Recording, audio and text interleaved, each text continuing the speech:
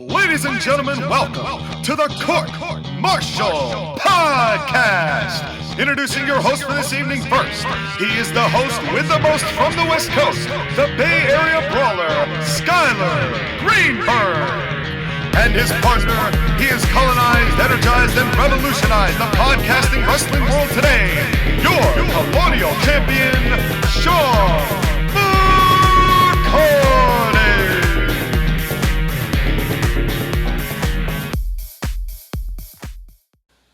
And welcome, ladies and gentlemen, boys and girls. It is another exhilarating edition of the Court-Martail Podcast. I may have used that adjective before, but goddammit, I am not a thesaurus. Welcome to the Court-Martail Podcast, the one and only place to find the best commentary made by Smarks for Smarks. It is Full Gear 2021 AEW pay-per-view review. I am your Colonial Champion Sean McCarty, here as always to deliver the spice that's oh so nice, the commentary that's oh so scary, but not scary enough to sound like Michael Cole. And with me as always, Michael Cole. No, I'm just kidding. I wouldn't do that to him. The only reason I'm doing that is, well, you'll see in a second, and you'll hear from him in a second. The man of the hour, the man with the power, too sweet to be sour. He is the Bay Area Brawler himself, Skylar Greenberg. Welcome to the show, buddy. Wait a minute. What the hell is this? Who is that? Well, you see, what? It's your boy, JoshAgeddon. This is a simulcast, ladies and gentlemen. Simulcast? Absolutely. I have my recording equipment pulled up on my laptop. This is also for the TAP, the Totally Awesome Podcast. We're reviewing Full Gear, and I don't know where Skylar is, but I just got an email, Sean. Dang. Where is Michael Cole when you need him? This is his opportunity. This is where he was supposed to be. But we are actually going to have the return of an old gimmick, old hat. The oldest gimmick. Improper, barely legible grammar notes. Skylar Greenberg is in the building. We both got some notes, I believe. It's true. For AEW Full Gear, and we're going to be, because Skylar could not join us tonight. He sends his apologies. Yes. Now, the funny thing here is going to be, I have these notes at the ready, and because I feel kind of obligated, I gave you an intro. I gotta give Skylar an intro for Grammar Notes Sky. Take it away. I cannot wait to see this shit. All right. So, first line. It is, first of all, it is TAW and CMP notes for Full Gear 2021. Here is the first line. What's TAW and CMP? I don't know. We're podcasts. That's what we are. That's whatever. Well, TAW is a channel. CMP is, of course, the podcast. I thought as a co-host he already knew that. Very confusing, to say what's TAW and CMP. I feel like he ought to have known that to deliver these notes. But I'm sure he meant what's up, just like our truth. He meant well. We'll give him an A- for effort. That's right. So what is TAW and CMP?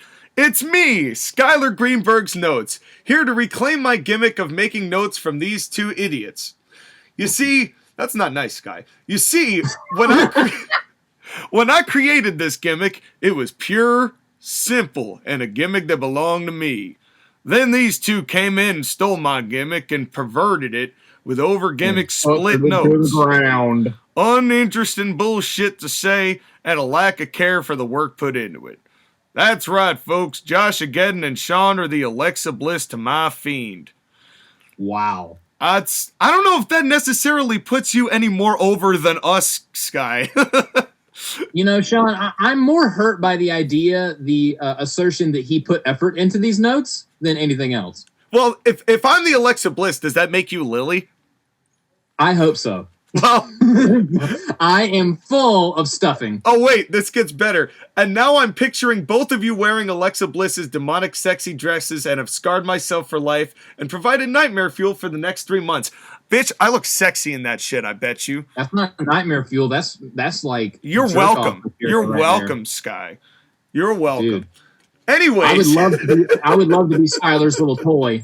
Anyways. In all seriousness, I am so sorry / not sorry to have missed a review of AEW Full Gear and will instead have to settle for Sean yelling at Joshua every time that he says he likes something on this show and raising my blood pressure to concerning levels. I don't know why he thinks I hate AEW. I don't. I do not hate AEW. Sometimes I feel like in between me and him, you were very much in the middle. I really try to be as impartial as I am with WWE with AEW.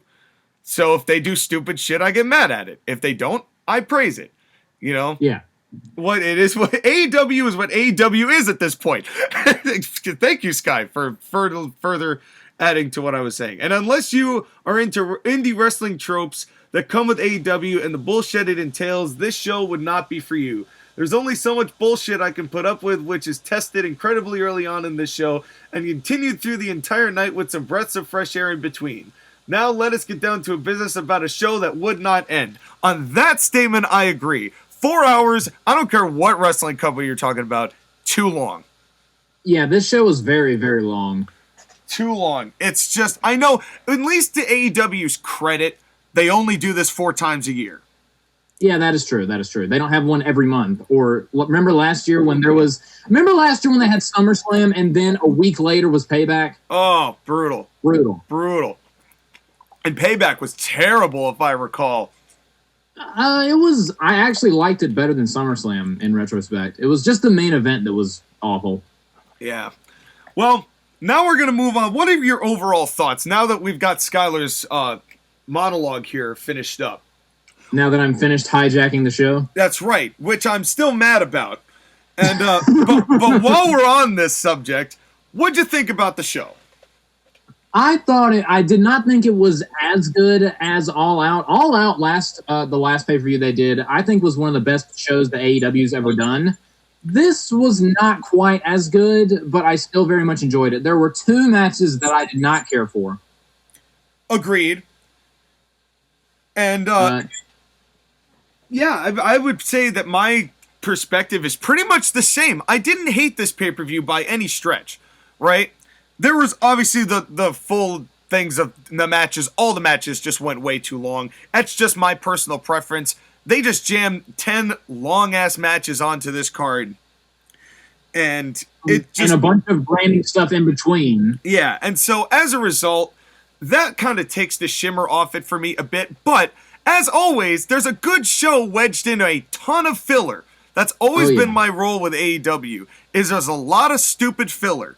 And I will say this kind of to start this off. There has never been a pay-per-view where my eyes have glazed over mid-match more just because of how much was done.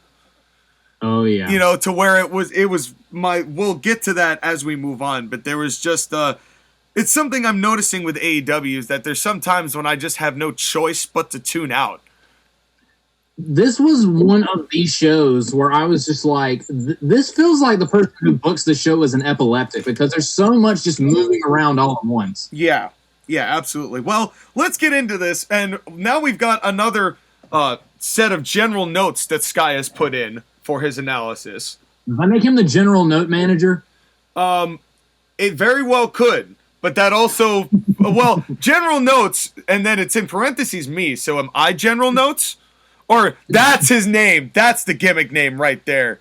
Skylar is General Notes. General Notes. I love it. Cervix. General Notes Sky. You know what? Perfect. Please make his catchphrase at your service. Perfect. General Notes Sky at your service.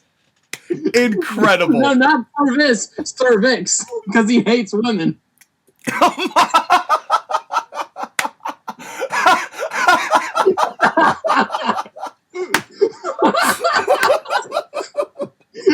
Oh, Sky.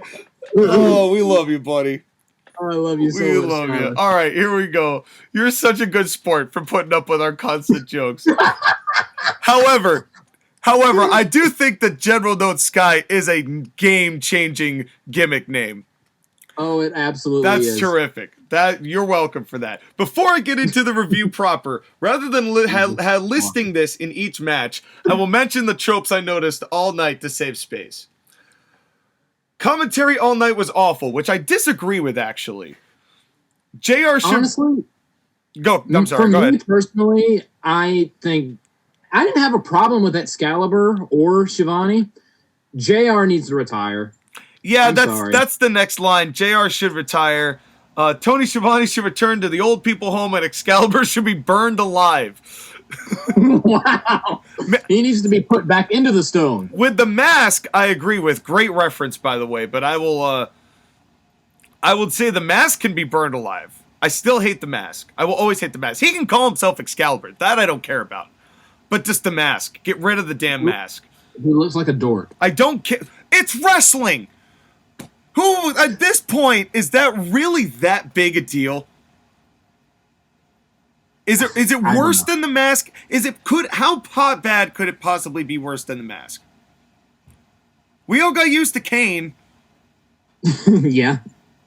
And now he's running Knox County, Tennessee, so... Anyway, refereeing all night was also awful, which I do agree with. Can somebody please shove pedo glitch bot Justin Roberts off a cliff? Ray Phoenix's introduction broke my computer. Why does I can feel that. I feel that. Yep. Why does everyone have someone come out to the ring with them? The amount of people standing outside makes me question AEW's social distance policies. I didn't really hate that so much because they only did a couple interference spots, but it was weird where people stayed ringside and who didn't. Yeah, but we'll get to that in just a second. There's one in particular on the show where I don't understand. Like, I understand what they were going for, but it just feels so unnecessary. Yeah. But we'll get to that. Yeah, for sure. This was a long show with 6 of the 9 main card matches going 20 minutes and the shortest being Punk versus Kingston.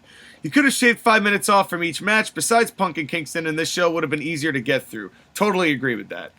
I agree with that as well. And the people got burnt out after 4 matches, and that is kind of true. Oh, absolutely. The crowd was exhausted. Like, just skipping ahead a teeny bit, during the women's match, they were trying really hard, but the crowd was gasping for air. Yeah, the crowd was trying really hard, too. They wanted to cheer so bad. I mean, there's no knocking. The true AEW diehards are truly diehards, and they make loud noises. And I do really appreciate how enthusiastic they are, no matter what it is they like, which I may not, but they are always very reactive. Oh, yeah. It's just the show's too long. Yeah.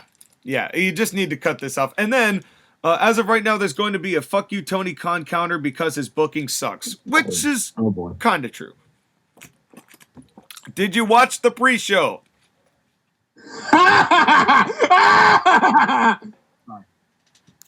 That's a yes. No, I did not. Absolutely not. And actually, Sky said Hikaru Shida and Thunder Rosa versus Jamie Hayter and Nyla Rose. Ahem, fuck the buy-in, skip this. Next match. Sounds about right. Which means I guess it's up to me. And what I said is, no pre-show for you. We are moving right along. No pre-show for you. I did not have the time. I was just not. I was already going through 4 hours. I was watching this straight on a Monday night. I do not care. Yeah, I do not care. It was not a match that I wanted. I love Thunder Rosa, and I like Hikaru Shida, but I was not interested. Yeah. So, we start with what I thought was one of the top 3 matches of the night, in no particular order. And that was Darby Allin and MJF. Your thoughts? I also thought, like, this is definitely in the top 3 matches of the night because there were 3 really, really good singles matches on this show. And honestly, I don't want to say this was the 3rd best match on the show because it was a really good match, but it was a fantastic opener. You know how much I love Darby Allin. Yeah. It's been well documented. I love anything that's even remotely edgy. True. And Maxwell Jacob Freeman is absolutely fantastic at everything he does. Also and true. I just straight to the point. The finish of this match, I adored. It was such a heelish thing to do.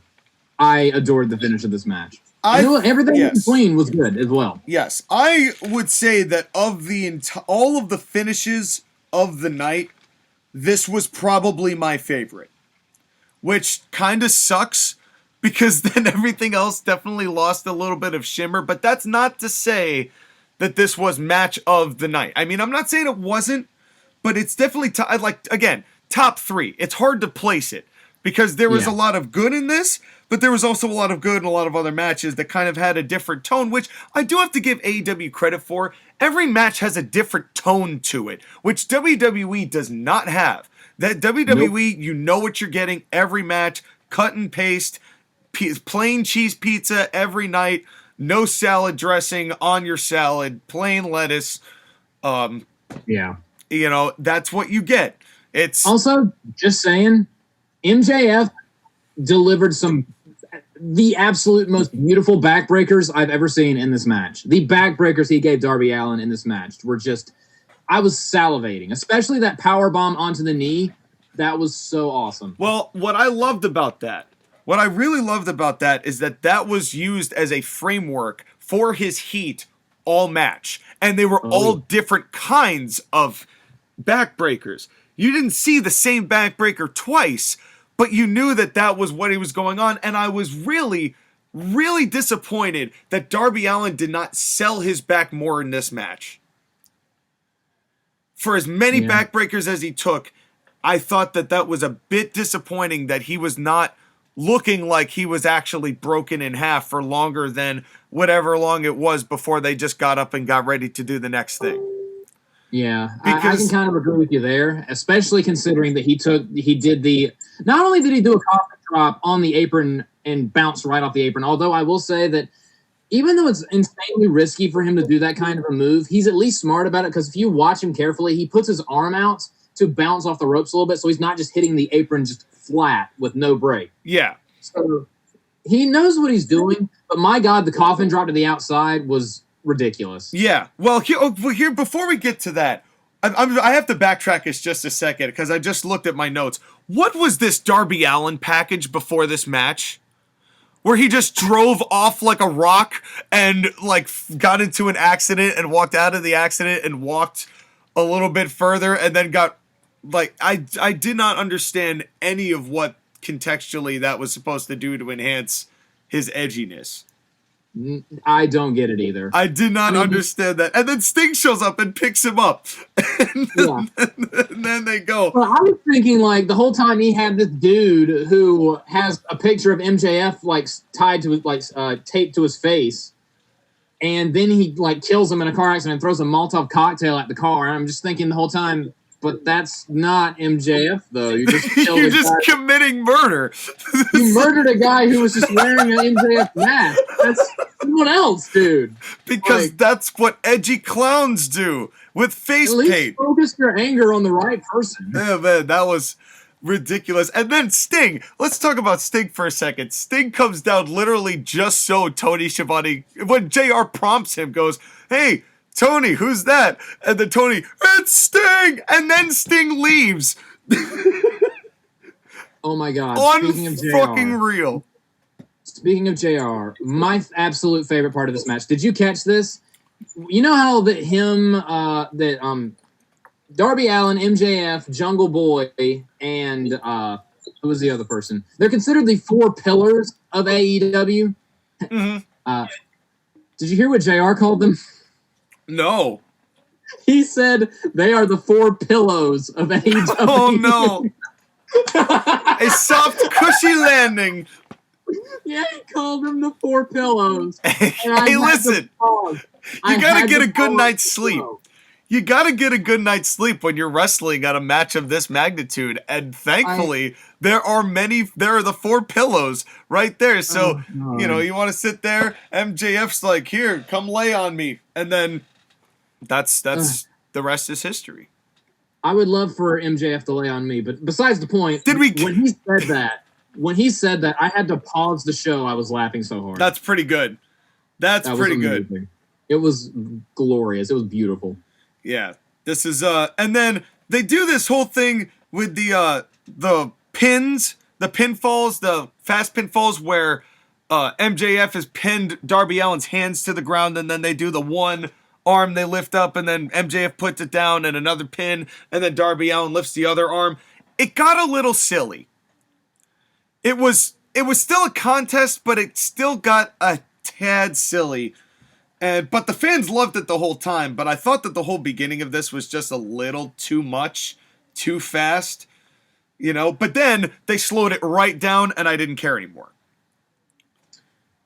I mean, I don't necessarily agree, because I've seen these kind of beginnings and matches before. It just didn't bother me, but I get it's something that's not for everybody. Yeah, it's just one of those things that I'm like, the fight feel just takes a teeny bit of that away. I understand. They're doing it well. I'm not knocking either of them. I'm saying the spot I didn't love, but the people are no way to blame for that. Did we get a collar and elbow tie-up? We are doing a counter. I believe so in this matchup. Yes, we did. And I will tell you this. AEW impressed me tonight with the amount of collar and elbow tie-ups we saw. And another thing, speaking of that, one thing that they did in several matches, they would go into a collar and elbow, shove each other away, and then go back into another one. Yes. Like they're trying to fight for control. They don't do just one collar and elbow tie-up, and that's it. Yeah, somebody must have mentioned this to them. Or maybe just the influx of really quality talent is changing how some of these people work. Because I can tell you, when I was in high school, I did amateur wrestling. And you start off with the collar and elbow tie-up, and you fight for control. You don't immediately just go to a side headlock and then go on with the match. You're fighting for control. So getting out of that and getting back into it for a better position is what actual wrestling actually entails. Yes. So yeah, it has the amateur wrestling JoshAgeddon stamp of approval. Now you're thinking of me in a singlet. Yes, you are, Skylar. Yes, when I was at Andrew Jackson, the high school I went to, the singlet was orange. Just imagine me in an orange singlet in a wrestling helmet like Michael Cole. Hey, I said Michael Cole was here today, so I wasn't wrong.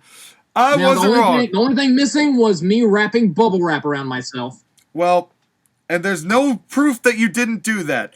Did we get a Tope Suicida count? I'm gonna give a Tope Suicida count today because I wanted to see how many Mamma Mia moments we would have had if a certain Mauro Ranallo were on commentary instead.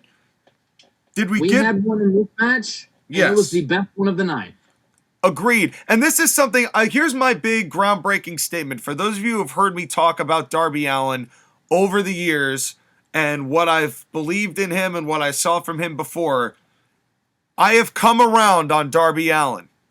Wow. I have come around on Darby Allin, and the reason why is that when he's in there with somebody who can work a solid match, Darby Allin lays in his dives more than anybody else. He lays in all of his work. His punches are okay. They're getting better by the day, but this dude has improved significantly from the time that I saw him before. And I've become a fan. I've honestly become a fan of Darby Allin. I think it more depends on like you said, it depends on who he's wrestling, but when he has the right partner, he can do some amazing things. Yes. But I will say, as someone who loves Darby Allin, he should be in a cruiserweight division. I'm sorry. Well, it's not even his size that gets me at this point, because that is what it's gonna be in modern wrestling, and I don't really care about that as much anymore. However, I do hate the pantyhose and the jorts. The jorts I don't even care about, but the pantyhose gets me. It's an emo goth thing, so it's not. I know. I don't know. Maybe I'm over complaining, but that's always been my complaint with his look. But in any event. Well, of the three of us, me, you, and Skylar, who is the emo goth person? Your boy. True. I had a phase of that. I had a phase of that, but I ended up kind of changing my game up. But we saw Darby give a figure four here, and my first thought was, what, is Cody not going to do a figure four? Oh, right, they don't care about moves. No, right. He did one later in the show, or tried one, and the crowd hated him, which we will get to. Yes. One of the most hilarious things on the show we will get to later. Yes, absolutely. And then we get to one of the things I hated about this show. It was the first of 6 or 7 major injury angle apron spots. It was like every match had a major move on the apron, and it was just so unnecessary. And this was the worst of all of them. This apron tombstone pile driver should have been something that hospitalized somebody, and somebody wanted revenge like months after they recovered from that. Instead of somebody just coming up and just doing the rest of the match, which there was still another 7 or 8 minutes of.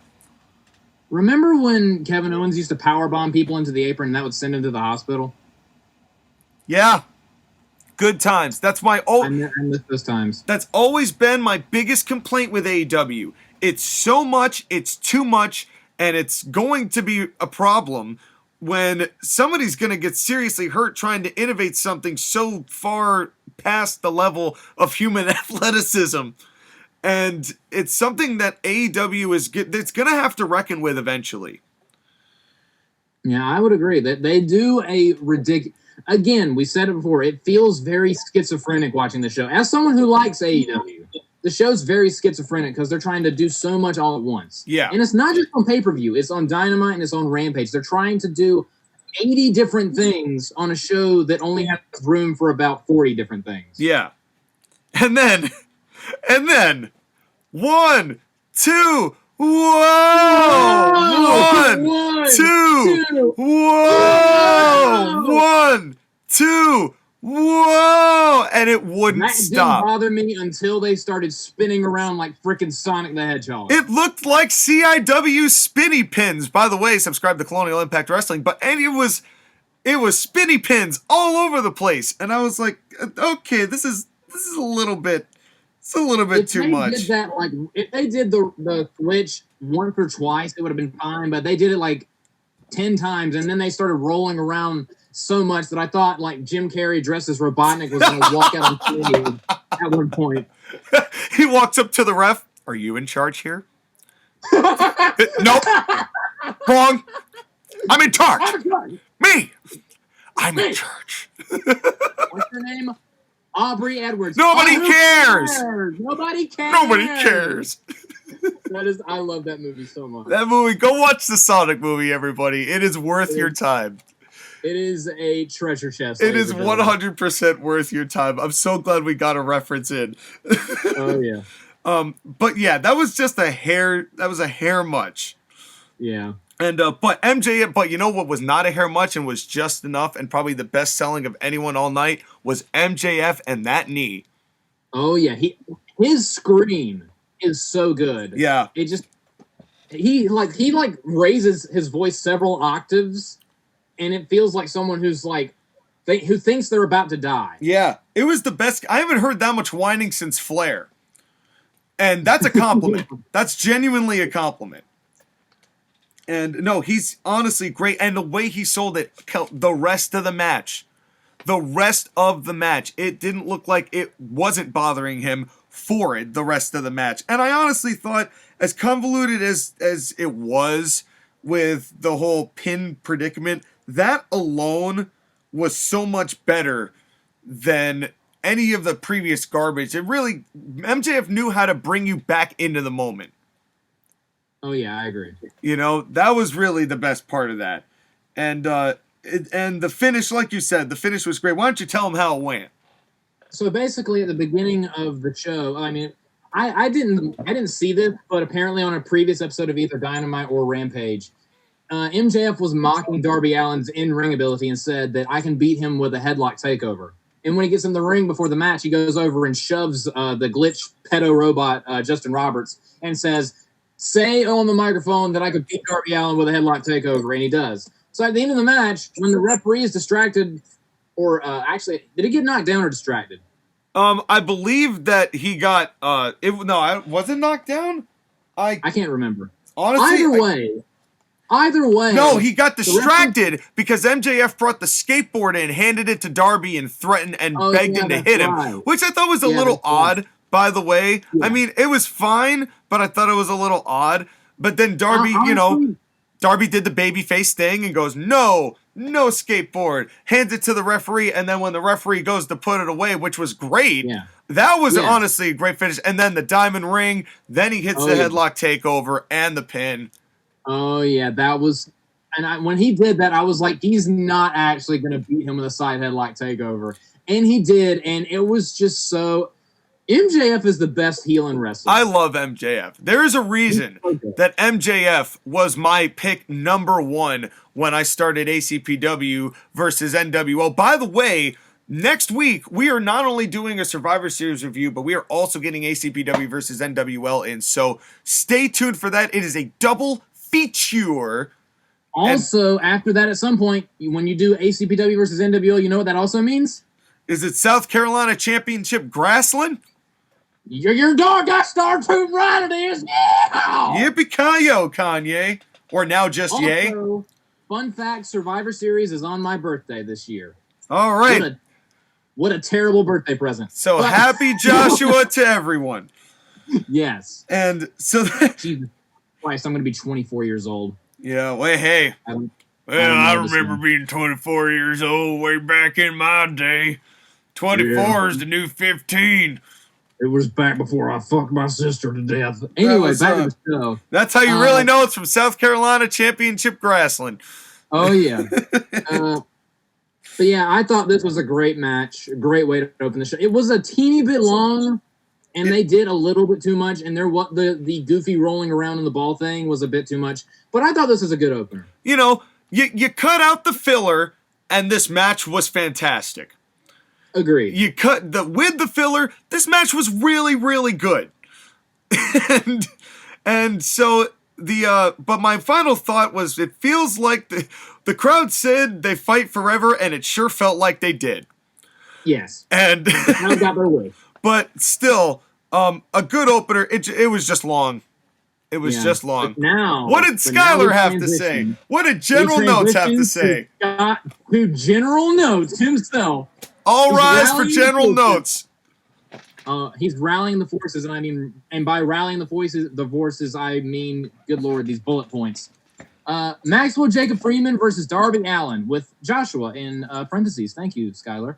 Beginning sequence where MJF and Darby Allin do gymnastics for 3 or so minutes was very contrived and stupid. It was two guys clearly working together to help do moves and destroy the illusion of two guys fighting. I don't think it was that bad. Darby Allin's dives are very impactful, puts force into them, and nearly kills himself every time. And the person he does it, he almost killed MJF with that tope suicida, and it should have been the only one on the show, but that's neither here nor there. Yeah, we'll trust me, we've got a counter. Oh, yeah. Coffin drop on the ring apron hurt badly, extremely dangerous, and could have broken his elbow. Darby Allin really doing his best Jeff Hardy impersonation, just waiting for the DUIs to start piling up. Oh, Jesus. Well, I mean, did he or did he not crash a car before this match started? Well, it is true. I mean, he killed a guy. Yeah, I saw that. Darby killed a guy. So did everyone. But to his credit, at least he can ride his skateboard in a straight line. That's true. That is true. MJF's shit-eating grin is great, and it's amazing how he is one of the only guys who gets heat. Good selling by both guys, but especially Darby Allin. Still wish Darby's legs had a bit more muscle so he did not look like an anorexic goth middle school kid. You're talking about me again, Skylar. Tombstone in the apron was nasty, but was the beginning of apron spots all night. I agree. Called it. WTF with the rolling ball, the 1-2 whoa stuff is stupid. Agreed. Yeah. Coffin drop to the floor was so contrived because MJF was not close enough inside the ring for Darby to hit him, but happens to roll out to the exact place he needed to be to hit it outside. And before we continue, I really give credit to MJF. He did everything he could to make that fall easier on Darby once he started coming down. He did everything in his power to make that as safe as possible. I give MJF a lot of credit. Even though it did break the illusion, I was like, you know what? Good on you, dude. Yeah, again, it was contrived, but the alternative is him being in a different spot, and Darby Allin ends up paralyzed. Yeah, it's not like when Darby had that triple threat with Joey Janela and I forget who, where he did the coffin drop on the barrel onto the stairs with nobody there. That was ridiculous. That was the same triple threat where Joey Janela did a moonsault onto nobody outside and just crashed and burned like an idiot. Oh God. AEW, ladies and gentlemen. Ladies and gentlemen, this is All Elite Wrestling. MJF tricks Darby out. Well, actually, back up. Sting shows up to collect his AARP checks and beat up two younger people with a baseball bat. Sting should change his name to Clint Eastwood because he would have a long movie career. Which made no sense, by the way, because the guys showed up, there was no hearing of that, and Sting was like already there. You didn't even get the camera shot of the guy showing up to interfere before Sting was there. Sting was just already beating him up by the time the camera got over there. We're like, oh, all right, hey, that was happening. Yeah, but I will say that we have a collar and elbow counter. Yes. We have a tope suicida counter. Yes. Whenever there's an old person on the screen, we need to have a Skylar AARP joke counter as well. Yes. We need an AARP counter. That's right. Not just during notes, whenever he says anything on any of our shows. Yes, in general. It'll be like the swear jar for him. Yes, it will. The AARP jar. That's right. MJF tricks Darby Allin with a skateboard only to use the diamond ring and winning with a crucifix pin. Good. Not exactly what that was, Skylar, but we'll give you a pass on that one. Was the right way to go. An okay match, but one that shows how stupid things and bad spots can ruin what was otherwise a good match. Yeah, I mean, I understand his opinion on that, truthfully, because it's like what I said. It's the filler, you know. Yeah, I somewhat agree with Skylar, but I think that I have the same somewhat issues, but they didn't bother me as much as they bothered him. I mean, I feel like in Skylar's, he tends to be a bit of a Debbie Downer with AEW in general, but I understand why. I totally understand why, because it's very similar. Like, I think the problem is a lot of AEW fans and people who watch AEW have this sort of, we don't care because it's not WWE, so we're like, we'll let it slide. And it's a little hypocritical because they'll hold WWE to the same standard.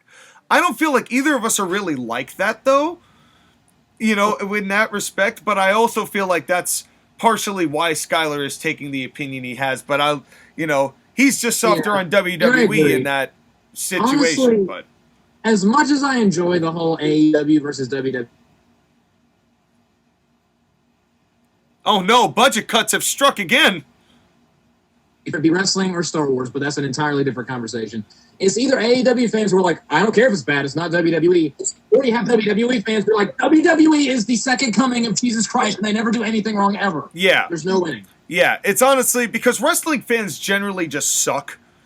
And which is why the level-headed ones of us are doing podcasts. And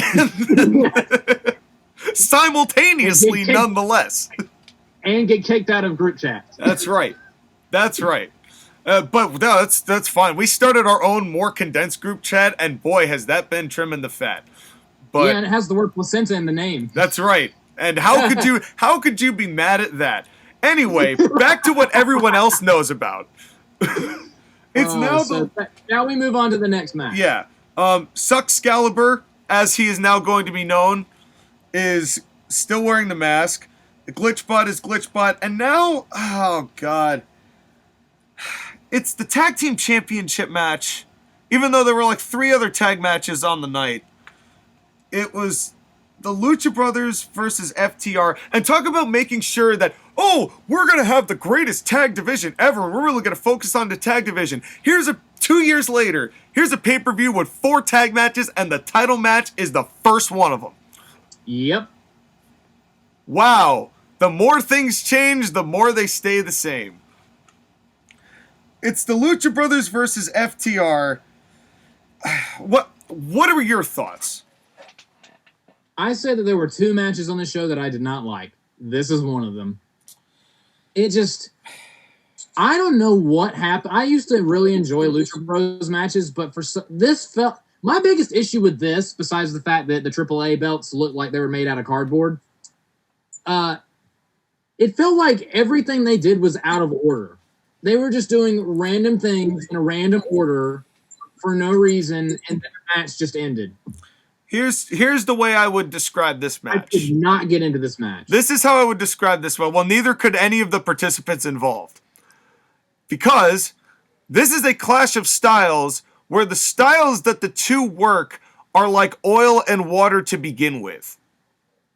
Yeah. Unfortunately, traditional American wrestling, which is what FTR works, and which is what's made them so good in American wrestling, does not mesh with pretty much pure lucha from the Lucha Brothers. And unfortunately, the Lucha Brothers don't really... it's whether they don't know how, or they just can't, or I don't know what the reason is. They just don't work American styles. And when they try, it's very awkward because they're paced differently. Yeah. And that's why the pacing of this match never really took off, because there was no way for it to take off. And not only that, there were multiple times where someone just got in the ring without a tag and they were illegal. Rick Knox, let me tell you about that. Rick Knox, this guy, somebody should just pump the formaldehyde in his ass at this point.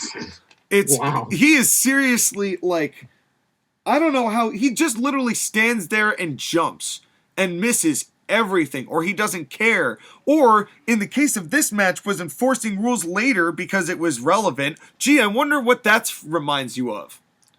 Yeah. This is like, honestly, and this is something I'll save that for later. One of the problems I had with this, you get the pro wrestlers entrance with FTR and Tully, and they come down looking like bosses, although I don't know how much I love their theme song. I know they're going for 80s, but it could be better 80s. It's not their NXT song. Yeah. Not even close. But we go from a wrestler's entrance to the fucking goofy lucha, and then they topple over a Mexican flag doing their 6-dude choreograph, which I'm sure is some sort of offense to... I was thinking, did them knocking over the flag, like, make anyone upset? Yeah. Because that was my first reaction. I mean, that was the first thing I thought of. And then out come the Lucha Brothers, and I was like, that was a whole lot of hoopla for a whole lot of nothing. And that the crowd did not react to. Intros are just so random. Yeah, this was bad. This was just bad. I didn't care for this. And again, it was just after that. Did we get a collar and elbow tie up? No, we did not. No, we didn't. And the reason I'm so dejected by that is, like, this is FTR we're talking about. Like, it hurts me that this was, like, maybe, with the exception of that match, that 8-man tag that they had with the Young Bucks when they first arrived, which was god-awful. With the exception of that match, this might be the worst just 2-on-2 tag match I've ever seen FTR wrestle. I was thinking the same thing. Like, it looked like they were on two... Not that they were, like, on two completely different pages. It's like you were reading a book and someone switched the chapters around. So you have no idea what's happening. And it kind of felt like these guys knew that. Especially towards the end of this match.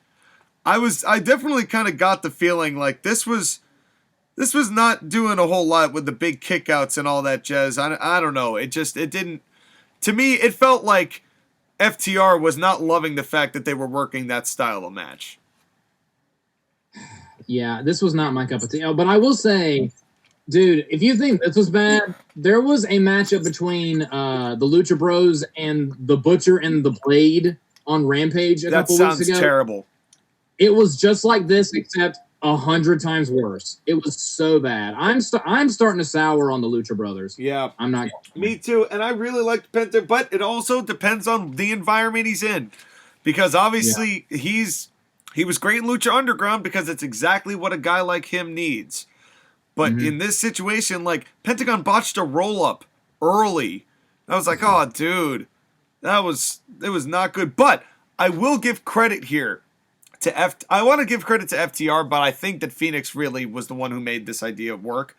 This was the first proper justification of Rey Fenix's rope play, where he goes up to the corner to do that arm drag, and he's got him held up with the arm doing the thing, but then Harwood comes in for a clothesline to break the legs, and then he jumps up and he misses the clothesline and does the other half of the rope play and gets the arm drag. That made sense for the first time ever. Yeah. And I was like, okay, if for nothing else, that spot alone was creative. Yeah, I agree. Also, speaking of spots like that, I hate the double cutter. I hate springboard cutters. They look so phony. We saw way too many springboard cutters on the night. Like a handspring cutter, like Jay Lethal's lethal injection is fine. These springboard cutters are ridiculous, and I do not like them. And they're everywhere. And this one was the worst one, in my opinion, because Rey Fénix was trying to do it to two people at once. And whenever they do it, like with two people at once, one of their arms barely even touches the other guy, but he has to sell the cutter anyway. Yeah. It looks unbelievable. I mean, that was not as bad as Orange Cassidy's pre-show double-leg two-person Hurricanrana that Matt Hardy and friends sold for. Oh, no. And I don't even remember the friend. It was just one of them.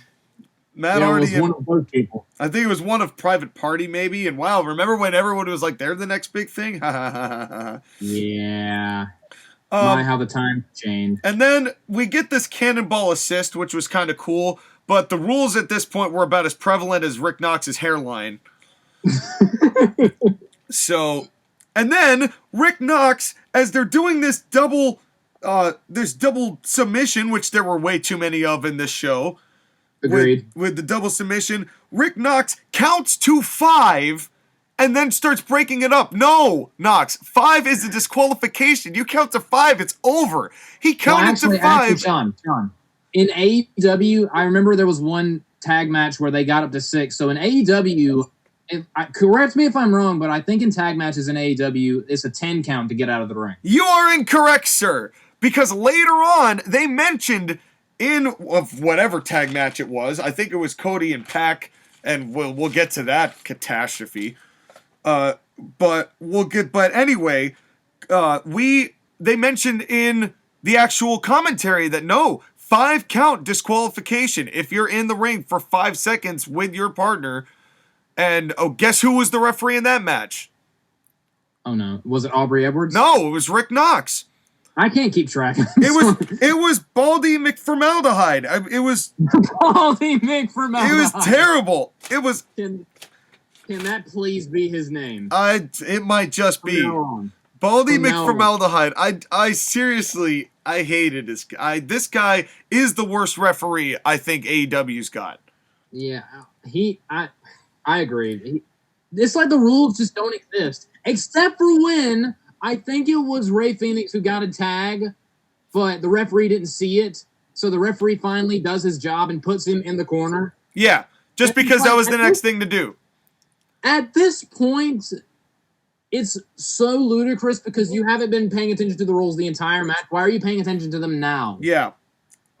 And then we get Penta, after the Heat, after finally we get some American wrestling in here in the form of Heat, which was like, okay. And then Pentagon basically made his own comeback. And then the fans, and then he gets a tag, and it was a cold tag, and the fans reacted accordingly.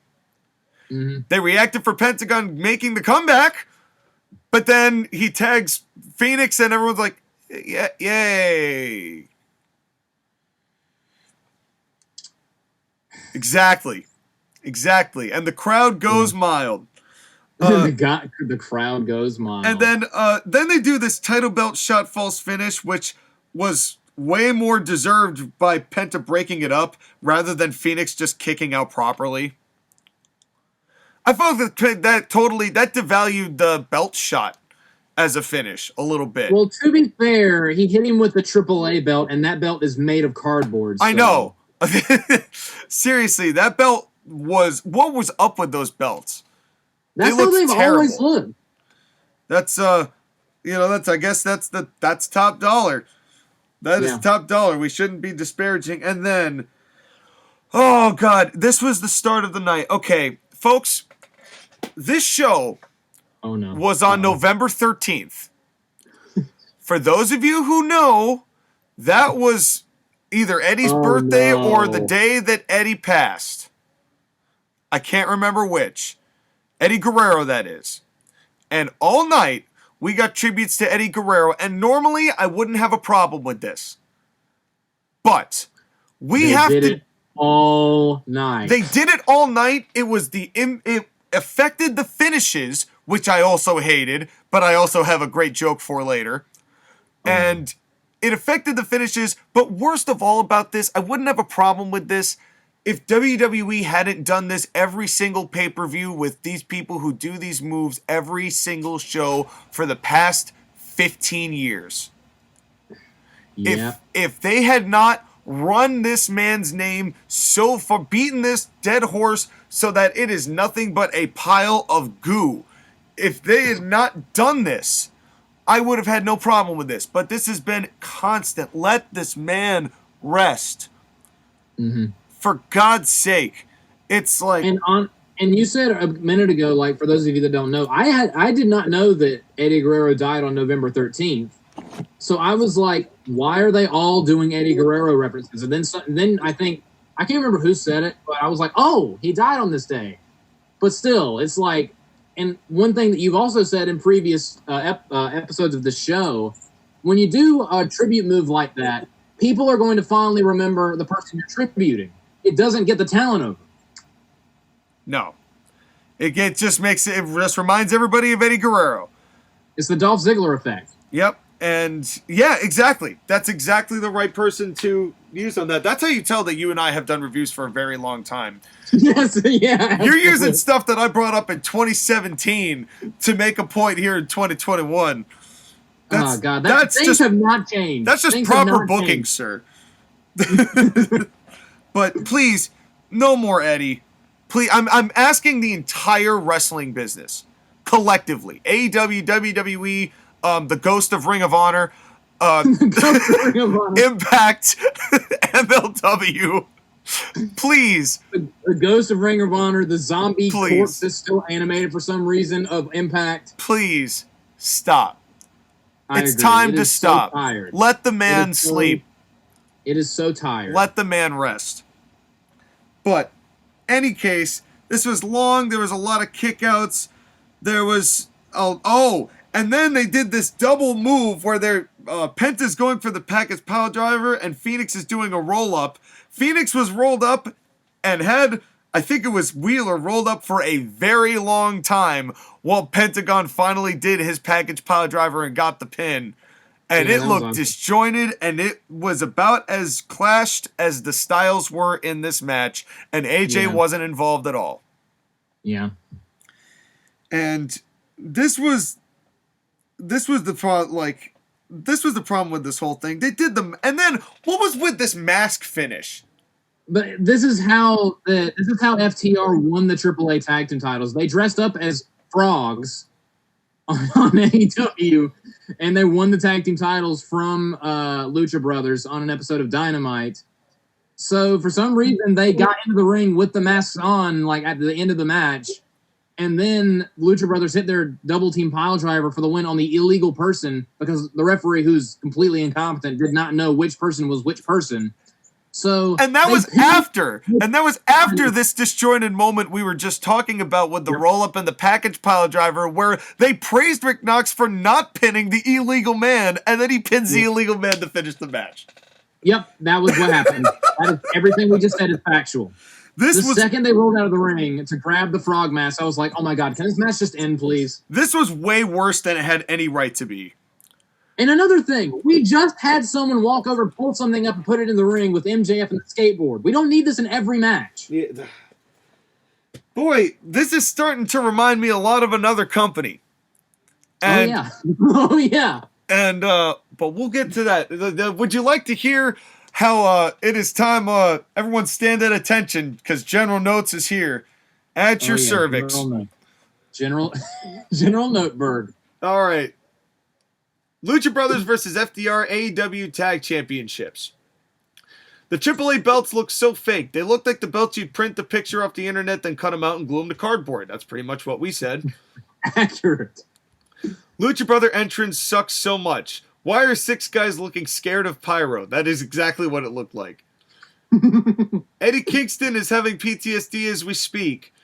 They also knocked down one of the 2 Mexican flags and never picked it back up. I'm glad how we all noticed that. That was like, I figured that had to have been offensive to somebody. I know. So I was like, oh boy, here come the letters. Now, Justin Roberts rolled his tongue so hard on Rey Fenix's name, I'm surprised it didn't roll out of his mouth and land inside the ring. It's a good line. It's a good joke. Yeah. I bet FTR would have picked it up and tried beating up the Lucha Brothers with it, only to get a 2 count. Very good. Very good. No, you got to give the tongue back to Justin Roberts so he can use it with the minors. Anyway, continue. Yeah. We have a backslap tag counter. All match, Lucha Brothers 2, FTR 0. I did not do a backslap counter because there were plenty in a match coming up that made up for it. Yeah. Phoenix has cash... What? Hold on. Phoenix has Cash in a submission, while Penta has Dax in another submission, and Rick Knox counts to 5 on Phoenix. Isn't that a disqualification? That's exactly what I said. Ha-ha! Yeah. Validation. Victory! That's right. FTR's healing is always good, and they make the Lucha Brothers stuff work for the first half of the match. Did they, though? I disagree. After the hot tag to Phoenix, the match started to go downhill because all the good heat they'd been building up to was ruined after these two teams decided to go for another 10 days and nights. They're still wrestling as we speak. That's right. Match structure lesson for Tony Khan. Shine the babyface, heat spot, heels build heat, false tag, build more heat, hot tag, finish either with heels cheating or babyfaces outsmarting heels. It's remarkably simple, and would you know what to do? And you would know what to do, Tony Khan, if you weren't too busy inventing women and making contributions to women's wrestling. Fuck you, Tony Khan number 2. I agree with that. For anyone who would like the context for his rant on that, check out last week's episode of the Court-Martail podcast. Yeah, my thoughts on that real quick. Wow, Tony Khan's a dick. Yeah, and he's trying to use it. He's prick waving at all these women. And Eddie Guerrero tribute time, because every Mexican wrestler must pay tribute to Eddie Guerrero. I hate this finish of the Lucha Bros and FTR. Mike Knox is a shitty referee. He says this, he put that down because I've said Mike Knox in the past. I have to imagine. We've made this joke before. Oh, God. Yes, Mike Knox. And Kelly's funny how of the two of them, Kelly was the bigger star. All I'm thinking about right now is Rick Knox hitting Kelly in the face with a kendo stick. Oh, God. Oh, we'll get to kendo sticks.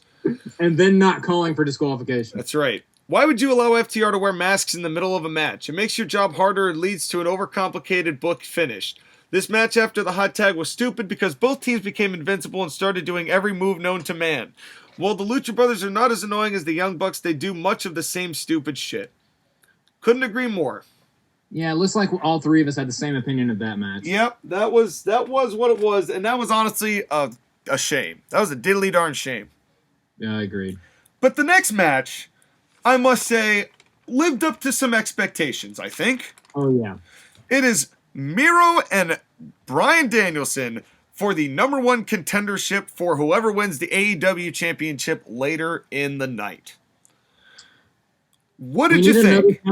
We need another counter for however many times JR calls Bryan Danielson Daniel Bryan, because he did it 3 times during this match, and I laughed harder with each time. And, you know, I was so accustomed to it, I didn't even notice. And that's the funniest thing. The worst part is JR's like, and Daniel Bryan, and a few seconds later says, and I meant to say Bryan Danielson, and Excalibur's like, we all know what you meant, JR. 30 seconds later, so Daniel Bryan. Thank you, JR. He's trying. God bless him. God bless him. That man puts up with a lot of stupid garbage. Sometimes, and especially you'll hear it later on with some of these later matches, I could hear JR's soul being torn out of his chest. And I feel so bad for him sometimes, and you wonder why he sucks when it comes to matches. Like, respectfully, he tries in these matches where he actually gives a damn. He tries, and sometimes he does really well. There are glimpses of the old JR, but the man is in his 60s, and he's put through the ringer of garbage that if he weren't hired by AEW, he'd be having just as many thoughts, I think, as Cornette would, even though JR is a little bit more diplomatic. Yeah. I'm just saying, when I'm saying respectfully, I'm saying it like this. Respectfully, please retire. Yeah. Like, everyone has an expiration date. Honestly, it'd be better if you were just doing a grumpy-ass podcast. Agreed. It would be much funnier. I'd probably listen to you more, JR, to tell you the truth. I might even buy some of y'all's barbecue sauce. Hell yeah. Damn right. Darn Skippy. Did we get a collar and elbow tie-up in this match? I believe so. Not immediately, but I think they eventually did do one. It was very close in. It was very early on. I mean, I think it was like they did first like the Greco-Roman like test of strength real quick. They did kind of a duck and then they went right into it. And as a former amateur wrestler, I'm going to bring this up every time. Sometimes before you do a collar and elbow tie-up, you'll try to shoot and then go back up to regain control with the collar and elbow tie-up, so it makes sense. Yep. So I love that. And again, this match was a lot slower paced than most of the rest of the content on this show. Overall, in general, like all the way through, this was not very fast. And this was at a point where I realized that commentary on this show was actually digestible on this show, where you cannot say the same with anything WWE produces at this point. Except for Pat McAfee. Because Pat McAfee's great. But everything else you can't listen to. The commentary, for as many mistakes that JR makes, I was at least able to listen to it this time. Yeah, I agree. You know, there was only a couple things that I got really annoyed about, and that was mostly Suxcalibur. And not even Tony was terrible. I'm going to call him Excalibur. Yeah. Yeah. Excalibur. Yep. Because he's a Suxcalibur. And Excalibur. Yep, that's right. So Miro did some great healing, and then unfortunately they were outside for too long because Danielson did the from the apron cannonball out to Miro, but he really should have broken the count first because Aubrey had to break it herself. And I felt kind of bad because I was like, that was avoidable. That was really avoidable. It was small, but I catch these things. Yeah, I noticed it too. Yep, and then but then there was that great deadlift knee bar into the German that Miro did. Oh my God, that was glorious. I'll tell you what, Miro should have been like if Miro was like this in WWE, they'd be making money off Miro. No, they wouldn't. Well, I mean, they bury him. But if they actually... They would bury him. They would still do the exact same thing, I am convinced. But if they treated him like this the whole time... Agreed. There would be... I think that they are actually, finally, AEW has turned Miro into something that is you want to see more of. I will say everything about that spot is perfect because, for one, Bryan Danielson, in his AEW run, all of his matches he wins in a different way, which I love. And one of the ways was with a knee bar. So he has Miro in a knee bar, and you're thinking, oh, he beat someone with this move. He might win here. No, Miro he doesn't even get out of it. He just stands up. He stands up, grabs him, and heaves him over his head. Yeah, I loved that. I loved it. It was awesome. Yeah, this was probably the one match more than any that I actually was impressed with the moves that were done. And then it was really like the power bomb, like the running knee counter into the power bomb. Oh, it was beautiful. Oh, fantastic. And it was funny because this match did not feel AEW style. That was the one thing I noted about it. That they did they didn't do too much, they did enough. Yeah. And it wasn't, and I don't mean for that to say that this felt like a WWE match. No, it didn't. It just did not. It just didn't feel like an AEW match either. Because it was not a ton. They told a pretty good story throughout. That was, the only thing I don't like was the shot for shot idea where Miro was begging Danielson to kick him. And so Danielson did the kick, and then Miro did the big kick, and the sell was great. That was fine. It was an okay idea, but strategy-wise, if somebody was begging you to hit them somewhere, why would you hit them there? You're trying to beat them. Throw them off guard. Skylar just messaged me saying, having fun. Why, yes, Skylar, I am. Yes, we are having a lot of fun at his expense mostly. Yeah, for the most part. Now I'm going to exit out of Facebook, so no more interruptions. Oh, well, you say this. Yeah, I say this. But now my house is going to catch on fire. That's right. But in any event, there was I liked the shot for shot and what they did with it, but conceptually, I feel like if you're trying to really pose that this was a fight and even if it's simulated combat, wouldn't you not want to hit somebody in the spot they told you to hit them? Yep. That's my only complaint. And then they did this weird DDT. Okay, anything else during the match before I get to the finish? No, that pretty much covers it. They worked really well together, and it was hard hitting, and they did not do 185,000 moves. They did what they do what you expect, and they do it very well. Yeah, they did what was necessary. And then the finish was weird. The finish was weird, and this was where I thought this match might be on par with the opener.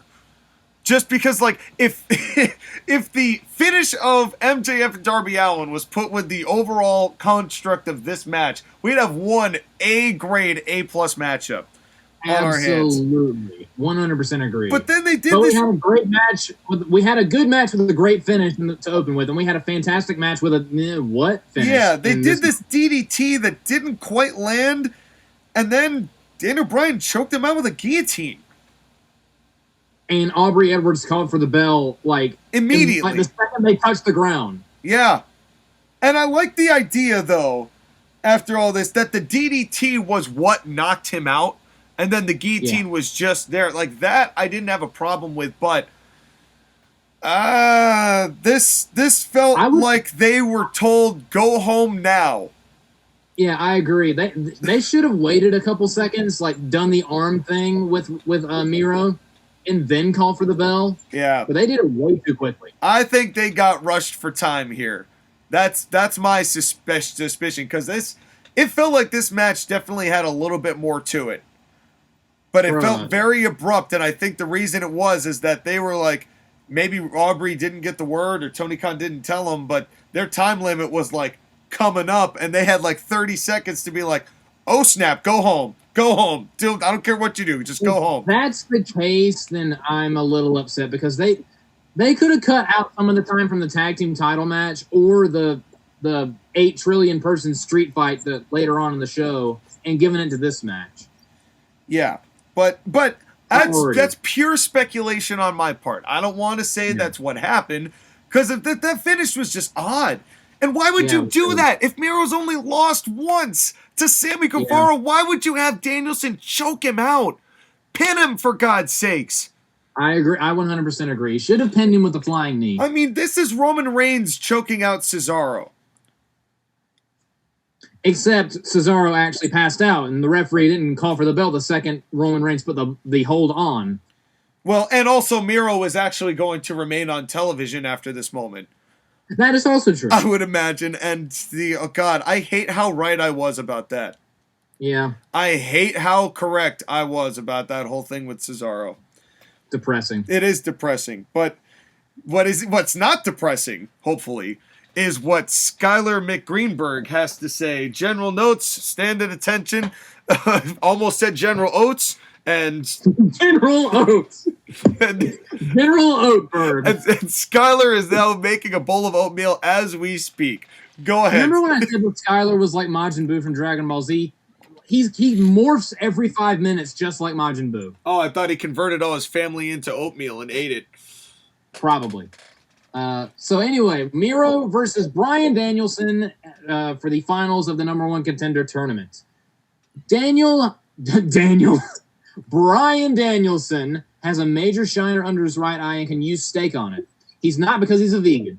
They are telling a good story. Big man heel versus smaller babyface. Of course, this match is going to be good given the guys involved. No, I'm sorry. Hold on. Before you can move on, you have to say that word properly, sir. You have to say it as it's written. Which word? This match is gonna be good. Go on. This match go on to be good than give it the guys. It is amazing how AEW does so many gimmick matches that when you do regular one-on-one, it stands out on capitals. Skylar was gonna be here. He was finally about to bone his girlfriend, but then he heard he had to do the podcast, and she told him there was no way. And then afterwards, he put back on the yarmulke. Oh, for definite, friend. Skylar's gonna murder both of us. Yes, Skylar, we are having fun. My favorite wrestling move is Yoragi. I'm just kidding. Oh, Jesus. Oh, Continue. No. Continue. Oh, God. I don't know if I can. It's amazing how... I already said that. Bryan and Miro have worked before in WWE, but never got this amount of time to wrestle a match and still have good chemistry. At one point, Miro has Bryan in the corner and kicks him, and Aubrey Edwards gets the count of 5 and then tries to pull Miro off. I'm sorry, but again, isn't that a DQ? Refs must call this if it is too much. Imagine if this was Miro, we had gotten the start of his run with AEW. You could have phrased that so much better. I am not saying he should have been a world title holder, but he certainly could be a challenger. I'm not saying she's a gold digger. But I'm not finishing the rest of those lyrics. I'm not saying she dig for gold, but... She is not messing with person without cash. But she has shovel for a good reason. We're losing our minds. I know. This is what AEW does. This is what AEW does to people, folks. Dude, the riddling that Tony Khan is on must be contagious. Seriously, it's a contact high. Bryan strikes look good. It is good to see him again. Enjoy Bryan while you can because he's not going to wrestle much longer at this high level. Miro's game over was tight, but Bryan finds a way out. Is it me or does Miro get a babyface reaction and Bryan getting a heel reaction from the crowd? Definitely a smart crowd. Well, yeah, it's AEW. Yeah, there were people cheering MJF while booing him. These ones are not. I don't want to say they're smarter than your average bear because I don't know that for sure, but they are definitely a bear. Yes. Miro. Is it Miro? I already said that. The finish with the tornado DDT followed by a submission was okay in concept if Aubrey Edwards had waited a minute or two. Yep. The fact that she called for the bell so quickly made the ending feel anticlimactic, and you could put a sour note on this match. A good match, and Bryan was the right guy to win because he can have a match with either guy in the main event.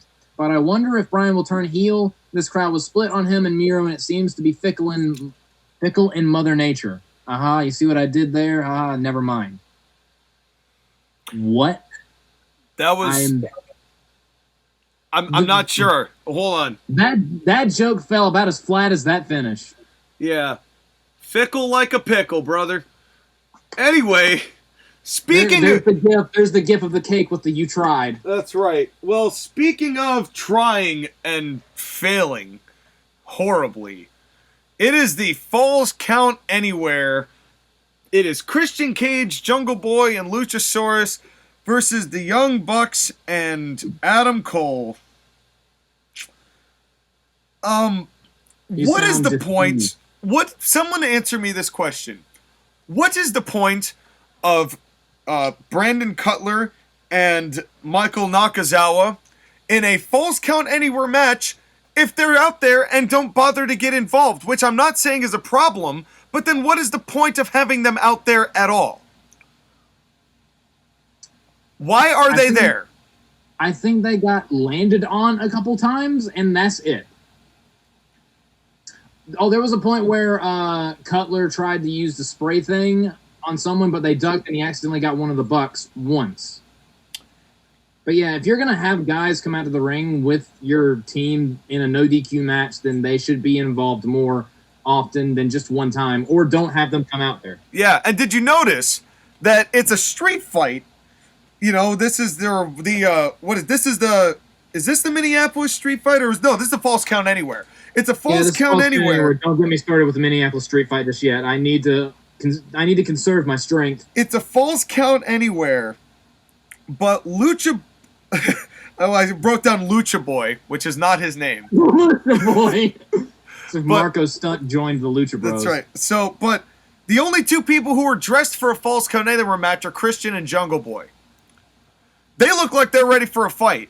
The Young Bucks look like they're ready to walk down Project Runway and, I don't know what, super kick Tyra Banks or something.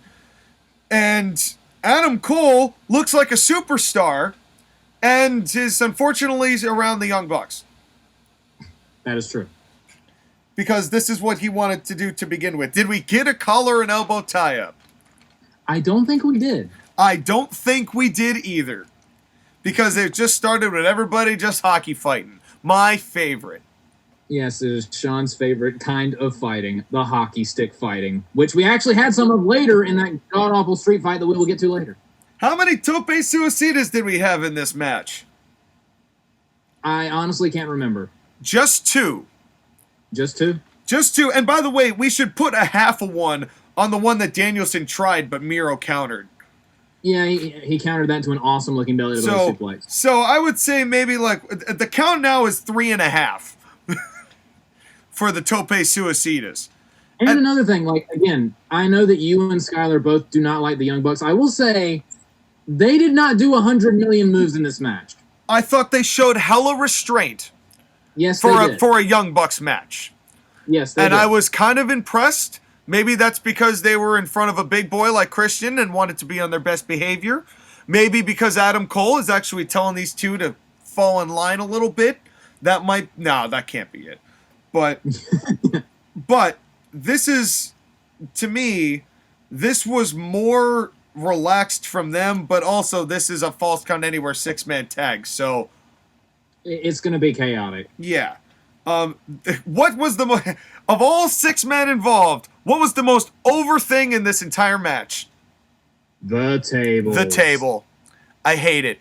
And that is why I've lost so much favor with these kinds of matches. I don't even care if Cole got juice, which he shouldn't have, by the way.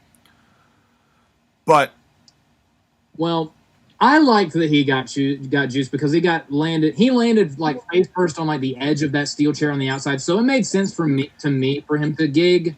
Well, so it added to the match for me. Normally I don't mind with juice, but considering where they were going to put it later, that's the only reason why I said I'd rather not have had it here, especially because of how ridiculous all the spots in this match were. And the fact that it was pretty much dry by the time they got to the finish, which he wasn't even involved in. Yeah, and another thing, speaking of juicing, I will say it would have made more sense if Jungle Boy had like some kind of like blood thing in his mouth, considering what happened to him in this match, than Adam Cole getting busted because he landed face first on a chair. Yeah. Yeah, but then there was this, and then here was the next big apron spot, because they did the big German suplex on it. Release German suplex on it, which even JR was like, oh, damn, why? Yeah. And then, thumbtacks. Cool. I like thumbtacks. That's just a me thing, I guess. And then they do this tack, but then they shove the tacks into Jungle Boy's mouth, and they do the BTE trigger. And I also hate how much Excalibur blows a wad when a V trigger, or anytime he gets to say the word trigger, he gets triggered. Yes, he does. He's the trigger triggered. Yeah, that is true. Yes. Say that 5 times and don't sound racist. And wow. And how did Christian had this amazing moment where he got this angle on one of the Bucks to do a tornado DDT where he landed on the ladder, but from where he got that, I don't know how he did that. He almost screwed it up. Yeah, but he somehow got that angle like perfectly, but just barely. I was like, that was impressive. Christian was putting in work this whole match. Yeah, I felt so bad for this dude. He was trying. Yeah, and I will say that I was a fan of most of the spots in this match. Like, I really liked the Jungle Boy jumping over the ropes and Hurricane running. I think he gave Adam Cole the Hurricane Rana through the table. I thought that was cool. I liked that one young buck that did the elbow drop through the other table. I can't remember who he did it on, but I liked the that was Nick Jackson, who was the less offensive of the two Jacksons, personally. Yeah. I thought he did a really pretty looking Shawn Michaels-esque elbow drop through the table. Well, I think he was doing that, and then he was imitating Macho Man, as he tends to do a lot of the time. Yeah, because a lot of what they do is imitation wrestling. Yes, that is true. You know, I'm not saying that as a criticism, even though it is a criticism, but I'm saying that more as that is legitimately their style. That's what they do. I don't know. I don't get the purple mustache. I don't get any of that. And then they did this camel clutch right after Miro did it. So, wow, that was really nice. And then they do the double rope and the kiss, and I'm like... I'm not going to lie. I like that spot. It's super arrogant and obnoxious, and it works for me. It works for me. If they did just off the ropes once, I'd be fine with it. 2 times is dumb. Two times is just being stupid. To each his own. Yeah. But then JR, this is where JR started. He wanted this match to be over so badly. They go out to the outside, and they all go fight up in the top. In which case, I also had to make a comment. AEW's pay-per-view sets look different every time. That is true. That is important. That is one of those identity-wielding characteristics that WWE threw aside that has hurt their overall image. Well, you don't like massive LED screens and giant graphics? Not when they only change every, 2 years, save for the Dunderdome. Let's not even... Do not bring that word into my house, please. That's the Dunderdome. It's only been a couple of months since they stopped doing that. I'm still recovering, Sean. That's right. Well, and then they go outside, and then we get this great... And then we get 3 people who try to climb the set and realize they can't climb it because the gears are there. Yeah, I thought that was funny. I thought that was hysterical. And then we finally get a Panama Sunrise, which I thought should have ended the match. It's give Adam Cole this win. Yeah. And have this Panama Sunrise be the finish. And right after that, JR... And then I had a revelation about Matt Jackson. And when I say this, every time you watch Matt Jackson wrestle, you will never be able to unsee this. Matt Jackson sells like a confused toddler. He sits there split leg and he looks down like he's confused about his limbs. And he's just kind of getting a sense of his bearings. I think I know what you're talking about. And it's one of the funny, he looks up is that the sky? I'm not familiar with this. It's... The next time... I'm saying the complete opposite of your point of view right now. I'm looking forward to the next Young Bucks match specifically so I can look for that. The next time you watch a Young Bucks match, watch Matt Jackson sell. He looks like a confused toddler. Yes.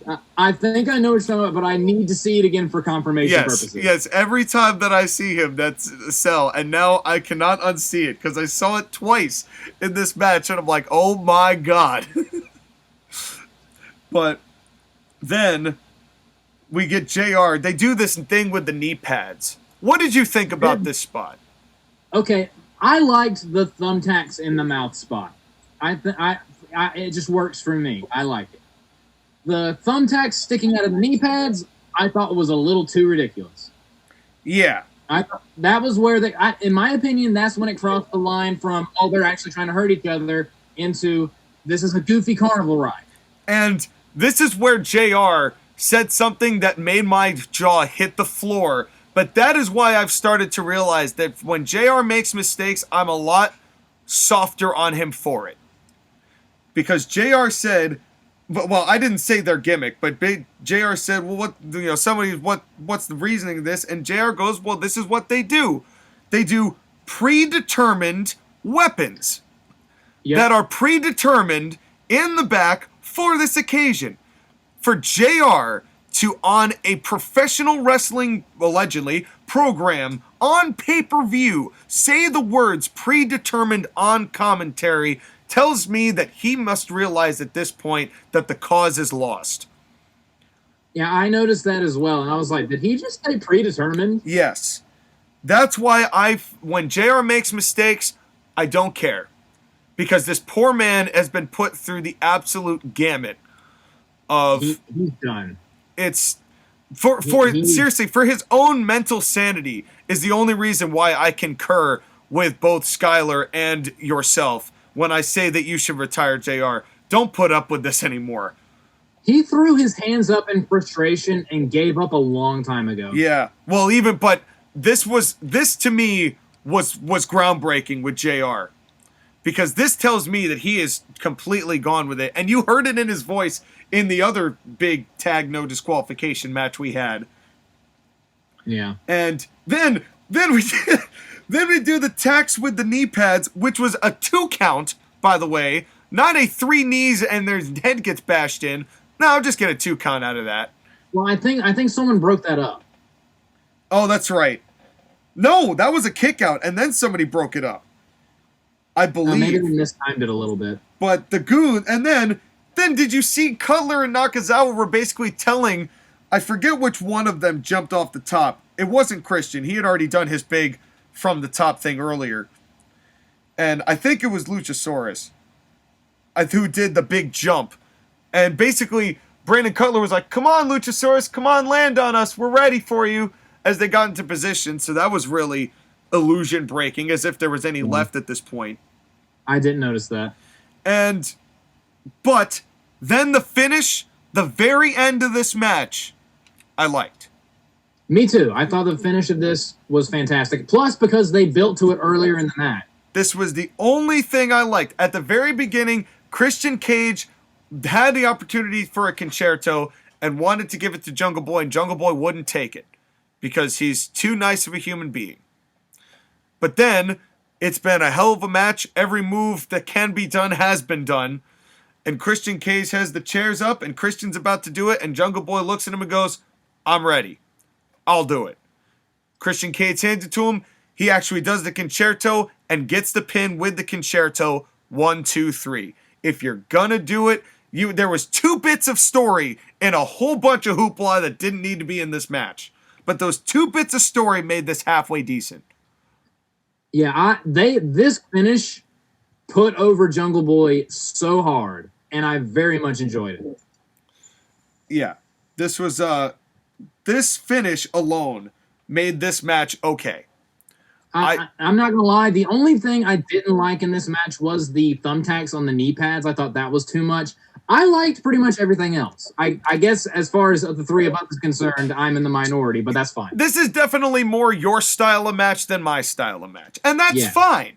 You know, this is what pro wrestling is about. And that's one of the things that AEW, I think, does right. And one of the things I think Cornette sometimes doesn't quite get is that there are different flavors in AEW, and those satisfying multiple flavors, you know, it's great having an award-winning brand of ice cream, but it's a lot better being a Baskin-Robbins. Yes. You know what I'm saying? Yeah, absolutely. This is definitely a McDonald's, I want to just go to the store and get some food real quick kind of match. Yeah. This is a junk food match. Yeah. And that's fine. Sometimes you got to have those. So to each... And you know what? Of the 2 crazy, just out of control brawl with a bunch of people matches on the show, this was better. This was the superior one. This was definitely this. I would 100% agree with that. I didn't hate this match the way that I hated that later match. Oh god. This one, it had bits of story, and personally, if you weren't going to give this win to Adam Cole, the person to give it to is Jungle Boy. Absolutely. So the right person won with a good finish. I can't be mad with that. I feel like this would, honestly, I feel like if they didn't have that later match, they would make this one would have been even better because it would have been the only kind of match like this on the show. Yeah, agreed. But because they knew had another match like this on the show, it just makes you roll your eyes more. Yeah, agreed. Well, what did Skylar have to say? Oh, this is going to be fun. Christian Cage and Jurassic Express versus the Super Elite Falls Count Anywhere. It is at this point that I would like to point out a conversation in our group chat about this match. Me. I have one skippable match, and I am skipping this one. Joshua, Boo! It was a good match. The Bucks didn't even do a flip. Me, I do not care. I'm skipping this match. Oh my God, you're right. Oh my God. Yeah, they did not do a flip. They didn't do a flip. Holy crap. Wow. They really restrained themselves in this match. I was impressed. I didn't even think about that. But that was also because Adam Cole was also a lot more the feature of those three. And I think that was done on purpose because there's a recognition that he is definitely the star of that group. Yeah, and I do appreciate, because again, a lot of people call the Young Bucks, and deservedly so, very arrogant. Like, real life arrogant. Yeah. But they very much knew in this match that they were not the centerpiece. When it comes to their friends, they'll do anything for them. Yeah, that is true. When it comes to their friends, everyone else... all bets are off. But anyway, so, me, I do not care. I'm skipping it. Joshua, no, man, you got to watch this match. Me, fine, whatever. Hopefully it will not be that bad. Ellipses. At this point, and only for this match, I will be using a fuck you, Joshua 1 counter. Oh, boy. We got a fuck you, Joshua counter. Oh, boy. Here we go. This was everything I expected it to be and more, and not in a good way. This was the bullshit hardcore deathmatch fight that was the love child of every ECW show of the late 90s. I hate that the props are so fucking over. I'm so used to censoring myself. Over and must be used at every time, and these sicko fans enjoy their torture porn fix as people go through tables and jump off high shit just to be caught by people waiting to catch them. Thankfully, I was making dinner and missed most of this match. But this is where I lost it. Cole has Jungle Boy in a camel clutch, and the Bucks put thumbtacks in his mouth and do the stooping running on the ropes and then kiss Cole's cheek before super kicking Jungle Boy, who has thumbtacks in his mouth. The worst part about this is the fact that the thumbtacks were gimmicked, as Joshua pointed out, because Jungle Boy did not bleed later and could be seen talking to Christian Cage later in the match. If you're not to go on, gimmick, they do not bring this racial garbage into our wrestling show. I want to see Goanna fight Omega Elfberg now. Oh, yeah. But the Young Bucks and now Adam Cole Miner clearly do not care. I officially can no longer say that I do not like Adam Cole and burning all of my Undisputed Era merchandise. Oh, no, don't do that, man. I think Skylar is having a tantrum. Probably because of me mocking his notes again. Undisputed Era was great. Don't blame the Undisputed Era. And in my opinion, this match was also good, so there's that. And the worst part is Joshua said he did not mind the thumbtacks in the mouth, but had a problem with the thumbtack knee pads. Yeah, because if I was fighting someone and there were thumbtacks nearby, I would absolutely shove those in the person's mouth. I would not go to a fight and say, I'm going to bring thumbtack knee pads. One is believable, the other is not. Does that make sense, Sean? You know, I will concede the point. I get what you're saying. I'm just not a fan of... I think thumbtacks have long overstayed their welcome in pro wrestling. I'd rather just not see it at all. But if you're going to justify it that way, that's about as good as you can. So I will be less critical of the thumbtacks in the mouth as much as I am the double running of the ropes and the kiss first. Because why wouldn't Jungle Boy just spit the tacks out? Well, Adam Cole had him in the camel clutch and had his mouth closed, so... But not that closed. I think he was still crying a little bit. He was selling with his mouth open, though. Well, I think you were supposed to think that since he was in the camel clutch, he had his mouth closed. If they should have had Adam Cole close his mouth with the camel clutch. Yeah, that would have made it. That would have made it a little bit better. But still, I will concede the point because that's at least decent justification. Yeah, and honestly, I don't even mind the thumbtack shoes. Those are ridiculous, but the thumbtack knee pads is beyond what I can tolerate. But anyway, yeah. Fuck this match. A big way I judge a wrestling show is if I were to show it to someone who was not a pro wrestling fan, I could definitely get them to not ask me why I like this shit. This match would make everyone who knows me as a wrestling fan question what is wrong with me. I hate everyone involved and everyone who likes it. Fuck you, Joshua, for liking it, and fuck you, Tony Khan, for booking it. Well, Skylar, fuck you for saying Goanna multiple times in your notes. You must professionally read your notes before you send it to me. No, hey, you know what?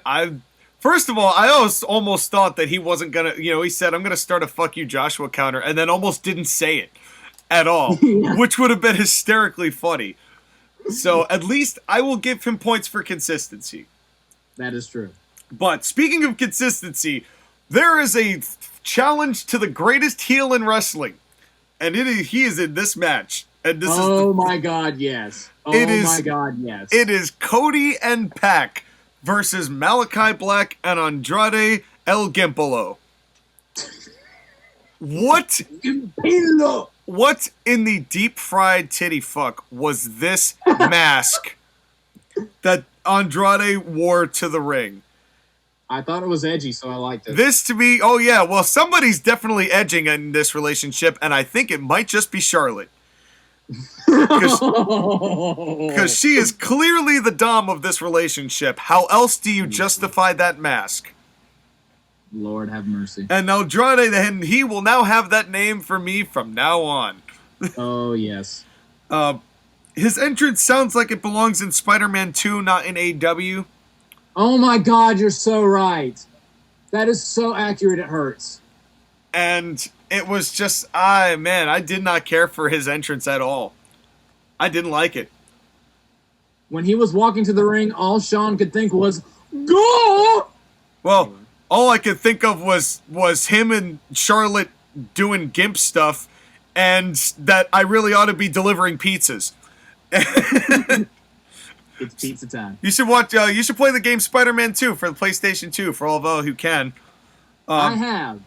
Because it's fantastic. Best Spider-Man game they've made. Ultimate Spider-Man! Excuse me. But, in any case, Pac looks fantastic. Malachi Black looks like a big-horned Garuda with his see-through scarf. So I loved it so much. It's so edgy, I love it. No, he looked, I don't mean that as a criticism. He looked good. And then I saw the sign that I think somebody in AEW ought to be slapped. Oh no. Did you see this sign? As Pac's coming down the ring, somebody in the aisle put down in big black bold letters, "Book Baron Corbin." What? And every AEW fan watching went, what? For the first time in TAP history, I, the host of the show, am tapping out. That is the breaking point right there. What? What? What? And this wasn't the only time that sign showed up on the night. Why? I don't know. I honestly do not know. Oh, God. I feel like JR talking about how things are predetermined right now. Happy Corbin is doing, I think he's doing pretty good for himself. He's getting promoted in a different company. With Happy Corbin and Waldo McMossman, or whatever the hell his name is. Where's Waldo? And then the heat that Cody gets. My God. And then Arn got a pop. Yeah. Because everyone likes Arn. Yeah, because Arn's awesome. Nobody had an issue with Arn Anderson. But everyone Cody hates Cody. Oh, man. We should rename that god-awful reality show to Everyone Hates Cody. Yeah, I mean, seriously, though, it's hard not to. And then, Cody gets his weight belt and takes it off, and I do not know what this particular individual has up with him. But Cody gives this belt to a man with a clear disability who wasn't quite registering the situation, and neither were any of the commentators. They breezed by that moment like it didn't even happen, and it was just weird and awkward, and maybe that was the only person in that arena who would have accepted Cody's belt. Yeah. That was awkward. That was so misplayed. It was so horribly misplayed. It was so awkward. It was... Oh, yeah, it's cringy yikes. Just thinking about it. Just yikes. Yeah, whole lot of yikes. Big heap of yikes. Big bowl of yikes. And then they had a TV match. This match was okay. This match was bad. Well, first of all, what do I always ask for in tag team matches? For them to actually tag each other with their hands, not 100 million backslap tags or chest tags. Now, I understand a lot of people don't mind the backslap tags, but when that's the whole point of the match, that is really A, lazy-ass booking. That's a lazy construction of a match, A. And B, why are these four even in the realm with each other? That was my question. That's another thing. Why? That's another tired trope of two tag teams where one or both of them don't like each other. We've seen that 100 trillion times. Yeah, and JR even mentioned this. This JR was like, well, this isn't really two tag teams. This is like four men booked for some reason in a tag match. Like, even JR was like, yeah, I don't know why this is happening either. And God, did we get a collar and elbow tie-up? I think we did. No, we got backslap tags. Oh, yeah, that is right. That is right. Because these people don't like each other, but they're tagging for some reason. Non-stop. Did we get a tope suicida in this match? I think so. We did. Counts up to 4. Yikes. But I will say, I liked this tag match better than the tag team title match. Oh, it was hard for me to enjoy. Explain. I at least felt like this one had some kind of a structure. Not the best structure or even a good structure, but at least it had a beginning, middle, and end. Whereas the previous tag team match had a middle, end, beginning, middle, end, and now we're ending. Okay, I see your point. I definitely can say that. I mean, I guess maybe it's just because I really, really like FTR. But yeah. This was just bad. For these 4 individuals, look at these 4 individuals, no matter what their booking is of these 4. Look at it is Cody Rhodes, Pac, Andrade El Gimpolo, and Malachi Black. These 4 can work. Yeah. Why was this match so bad? I don't know. And then Idolo and Black just wait around to catch Pac when he finally does his dive. Then we get one hand tag. Then there's a very nice slap body slam from Malachi Black to Pac. And then Cody gets knocked to the outside, and the card camera just catches Cody just sitting there waiting. Yep. And the crowd starts chanting Cody sleeping. Yep. Which is hilarious. Yep. Because he's just sitting there. Then there was a very nice pendulum DDT, but once again, onto the apron. Yep. For our third debilitating apron spot of the night. Cody gets the best hot tag, but he's so hated that the boos eliminated all of its meaning. Yep. Then they do this. Finally, I'm skipping a lot here because there's really not a whole lot else to talk about. There's not much of substance to talk about in this match. Then they do this combustion spot where Pac finally dives over the top and Cody happens to be there and they finally combust. And then Pac gets back into the ring and I believe it was Idolo hits his hammerlock DDT for the pin and Cody just gets right back up and breaks it up. Like they didn't just do that. So what was the whole point of the combustion spot if Cody was barely going to sell it and let alone it be the finish? Which it should have been if the whole story was these two teams can't work with each other. I got nothing. Yeah. Pac wins, which is great, but this was a weird-ass match. And then we get I feel like if Cody Rhodes was cheered instead of booed vociferously, it would have had a different tone that probably could have worked. It's amazing how much the vehement hatred of Cody Rhodes is actually affecting the quality of the matches. Yeah, exactly, because they booked battery low, please charge now. So clearly despised by the crowd that it just makes it awkward. Yeah. My biggest thing was this felt like a TV match. And it was like, we can't think of anything else to do with you guys, so we're going to put all 4 of you in a match for no reason just so you can be on the pay-per-view. That's what this felt like. Yeah.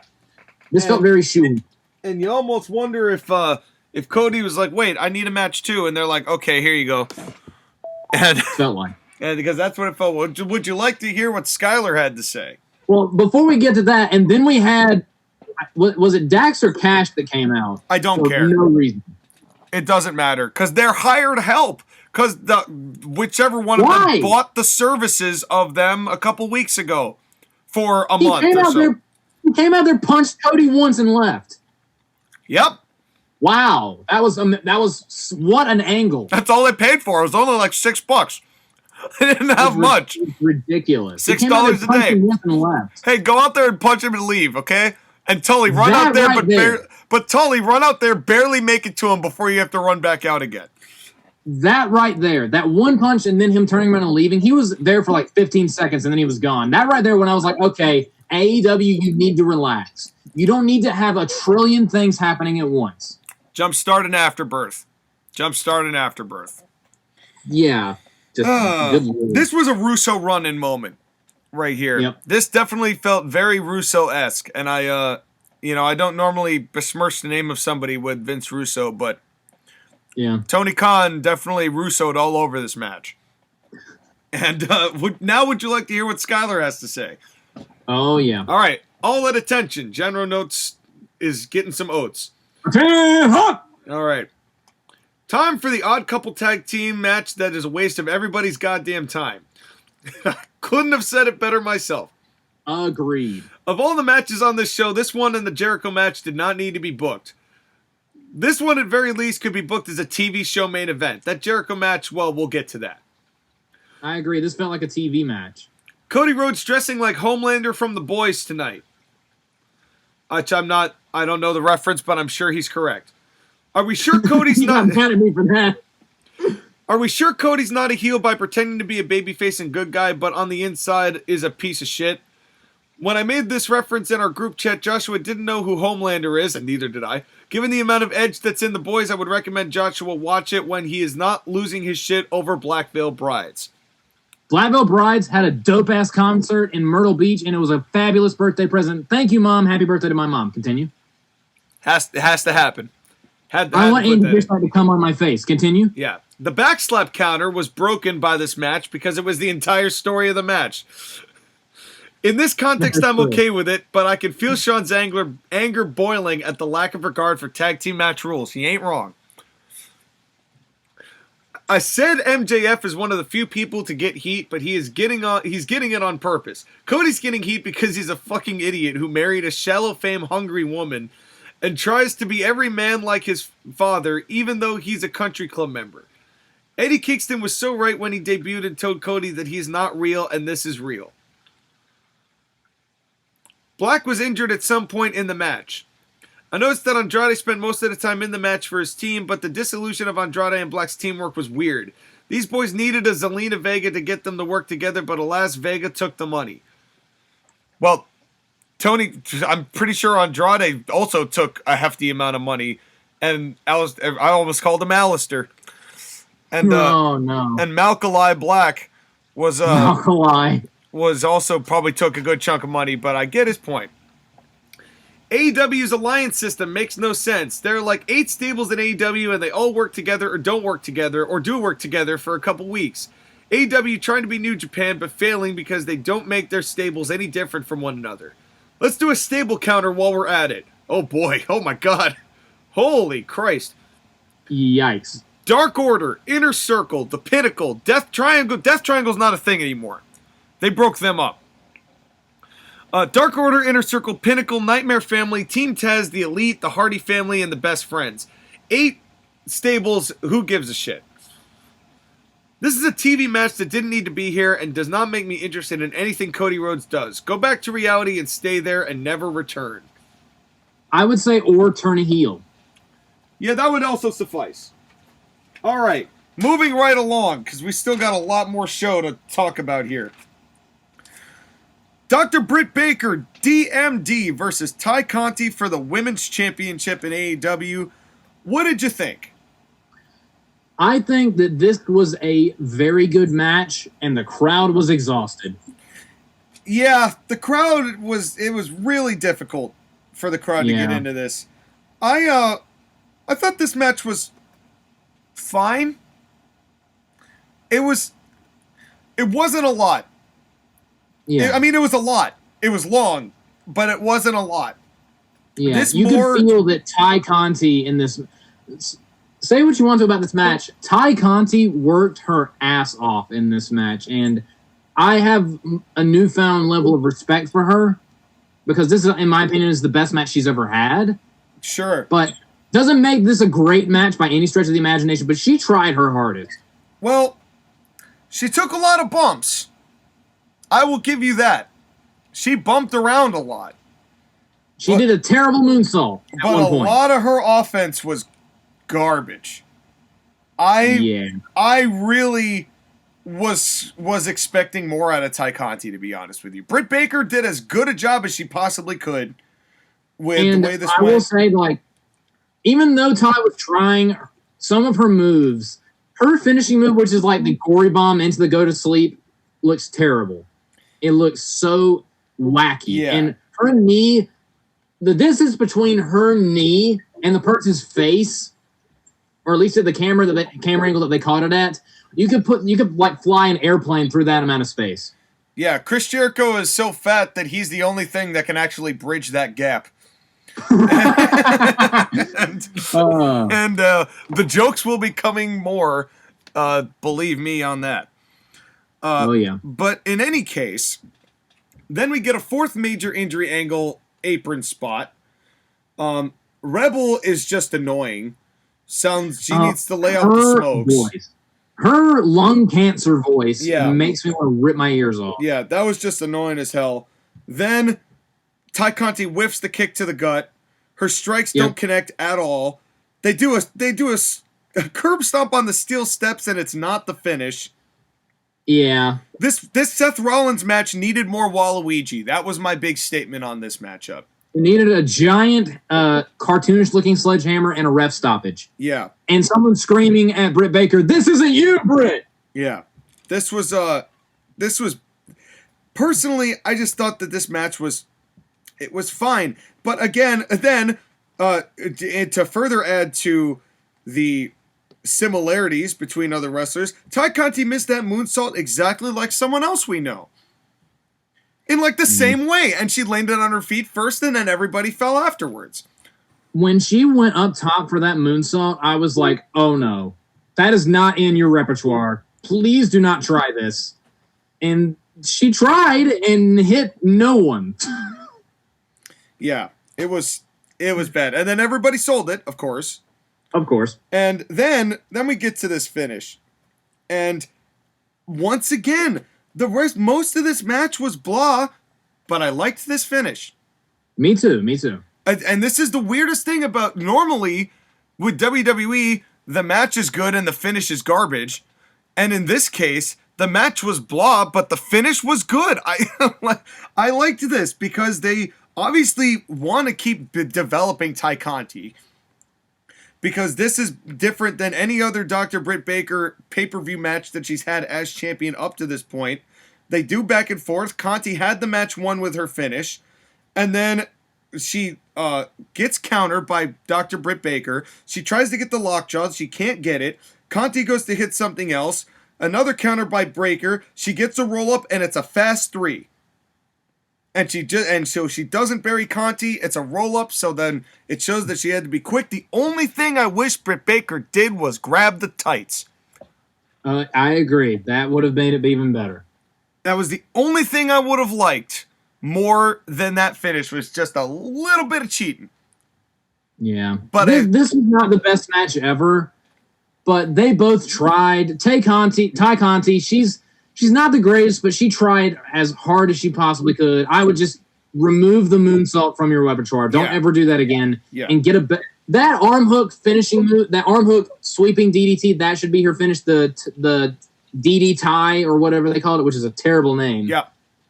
Dump the gory bomb go to sleep thing. It looks terrible. Yeah. Just she's a work in progress. She's definitely a work in progress, and they definitely are treating her as such. And considering how Britt was when she started, and now how she is now, I'm going to give it time for Ty Conte. I'm not going to put any indictment on her, but she's got to fix up that offense. Yes. And by the way, did we get a collar and elbow tie-up? I think we did. Yes, we did. It is, just so you know, on the night, 3 for 6. Not half bad. It's actually half. And 2 of those were the giant brawling no DQ matches. Right. So that's so that makes at least a little bit more sense. So not terrible. Honestly, I can give it credit there. And that was pretty much all I had to say about this. The finish was good. The rest of the match was fine. Yeah. Would have been better if the crowd was not exhausted. True. What did Skylar have to say? Better. All right, so Skylar's notes. Dr. Britt Baker, DMD versus Ty Conte, AAW Women's Championship. This match was never in doubt because we knew Britt was go on. God damn it, Skylar. Why? We knew Britt was gonna win because she's dentist. She's a doctor. How many times do we have to correct grammar before you understand these things? For the love of God, Skylar Greenberg from the Bay Area. I swear to God, Cheskis. When will you learn? When will you learn? Gonna do it every time. It's the sequel to Moana. Go on. I want to go on a trip with Moana. Well, why don't you go on? Amazing. The question is, would be if Ty Conte looked any better than in her recent outings. The eyeshadow is on women in AEW, and I hated it. Leave the weird ass eyeshadow makeup to WWE, please. I didn't mind it on Ty Conte because it was the colors of her home country, so I didn't mind that. Ty Conte is green as hell. Well, yeah, because she's from Brazil. We know. She only started. Sorry, the timing of that was really funny. Go ahead. She only started wrestling 5 years ago and got very minimal training with WWE. You can see it in her punches and forearms, and she has no idea how to strike. If AEW has a wrestling school, they need Eddie Kingston to teach a class every Thursday to show how to lay shit in. The two women with Britt Baker were annoying as hell. Agreed, especially Rebel. Yeah. And got touching Conte when she ran the ropes. The ref is Mike Knox, so of course he does nothing because there's nothing going on top or inside of his head. The weird mounted camera on the ring post looking at Ty Conte's ass while Britt Baker was about to superplex her was useless. It was not a great camera angle for seeing anything other than someone's ass, which, Ty Conte took a page from Charlotte and did her moonsault from the top rope, hitting one of the 2 valets directly and missing the other one completely. I have not mentioned the other 2 valets' names because I don't give a fuck about them. They're not important enough for me to memorize their names. This match could have ended with a curb stomp Baker did to Conte on the steel steps after the interference by the 2 assistants, and then the stomp she did inside the ring. But they kept wrestling for another 5 minutes because she wanted to use the lockjaw for the finish and ended it with a roll-up. For a match that is supposed to make Conte look good while making Baker look strong, this finish was as wet a fart as you could get. And this is supposed to be progressive for women's wrestling, right? Fuck you, Tony Khan. I disagree with the note about the finish. Yeah, I mean, I just feel like there were a little too many curb stomp. And again, I did mention the steel steps. That really should have been that match. That was a finishing spot. Yeah, it was a finish spot, and I did mention that as well. But this one also didn't feel near. It was long, and this was really the time when my eyes kind of started glazing over in the middle of half of these matches because I just there was just so much. You know, this is already 2.25 hours into this that we were watching this part of the show. So it was kind of like a little bit much. But I don't necessarily... I feel like this was not as bad as it very much could have been. Yeah. Yeah. Because I would have rather this than a lockjaw where she tapped and lost just flat. Yeah. But Ty Conte, I mean, I will say that Ty Conte, she's improved a lot since the Mae Young Classic, but she still has a long way to go. Yeah. Oh, without a doubt. But then we get a masterclass in what I consider to be the match of the night. It is now CM Punk versus Eddie Kingston in the fight of the night. This was glorious. I 110% agree. This was fantastic. Loved all of this, except for CM Punk's garbage 3 Amigos. He got booed for it when he faced Chavo in ECW. He should have gotten booed for it now. I hate the way they look. It's not that much of a tribute. Yeah. I agree. Other than that, no problem. No Agreed. problem. This was Punk is obviously the star of this show, of all of AEW. Nobody's getting a pop like CM Punk. Oh, agreed. But I love the fact that Punk was focused. There was no tap to watch. Oh, yeah, I love that, too. They both did not do any of their gimmicky entrance stuff. They walked straight to the ring. Eddie Kingston was like, come out, let's go ahead and get this over with. This was a fight. This had a fight feel. They knew exactly how to do this. I loved it. It felt different from anything we had seen that night. And then, back fist. Oh, yeah. That back fist was beautiful. Punk was out, and Eddie Kingston was laughing like a madman. It was fantastic. And you know what was great? I do have to give JR a lot of credit here, because JR has said Punk's lucky as hell that the bell did not ring, because his goose is cooked right now. And Punk sold it like he was legitimately knocked out. Oh, yeah. He sold it like death. It was wonderful. Now, obviously, this one gets a major pass. But did we get a collar and elbow tie-up in this match? I do not think so. No. And this one shouldn't have one in it.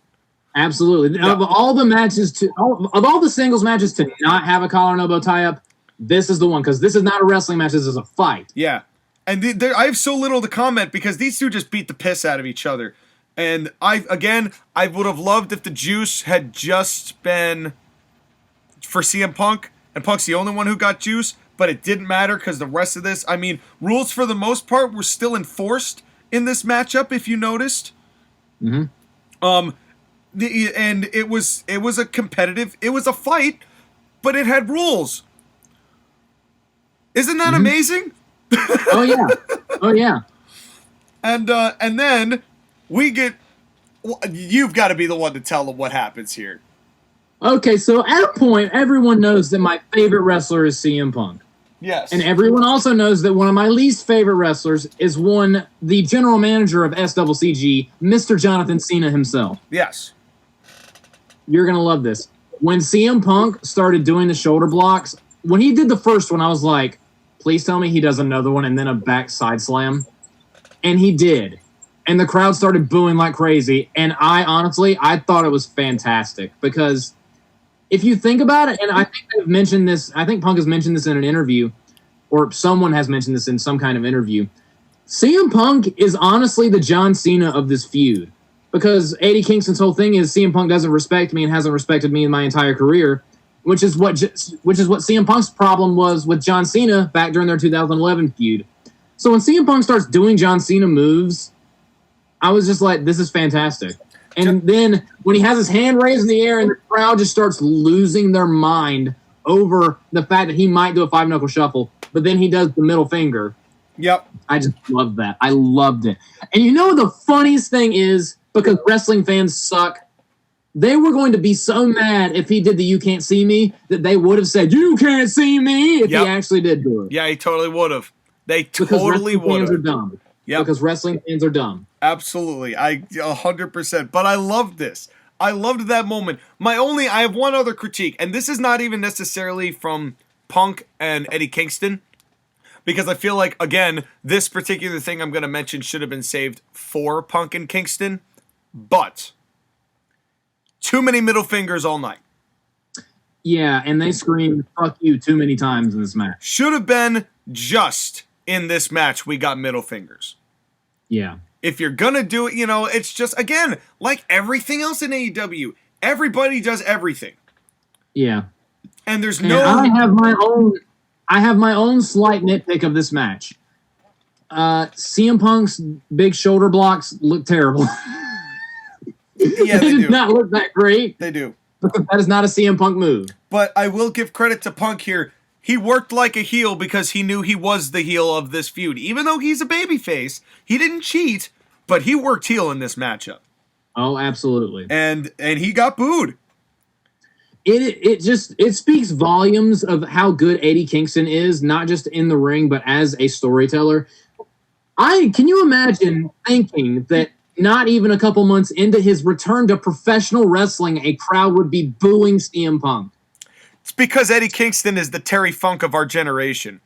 Absolutely. He is a wizard. And the fact that it took this long for people to recognize the magic of Eddie Kingston is a goddamn shame.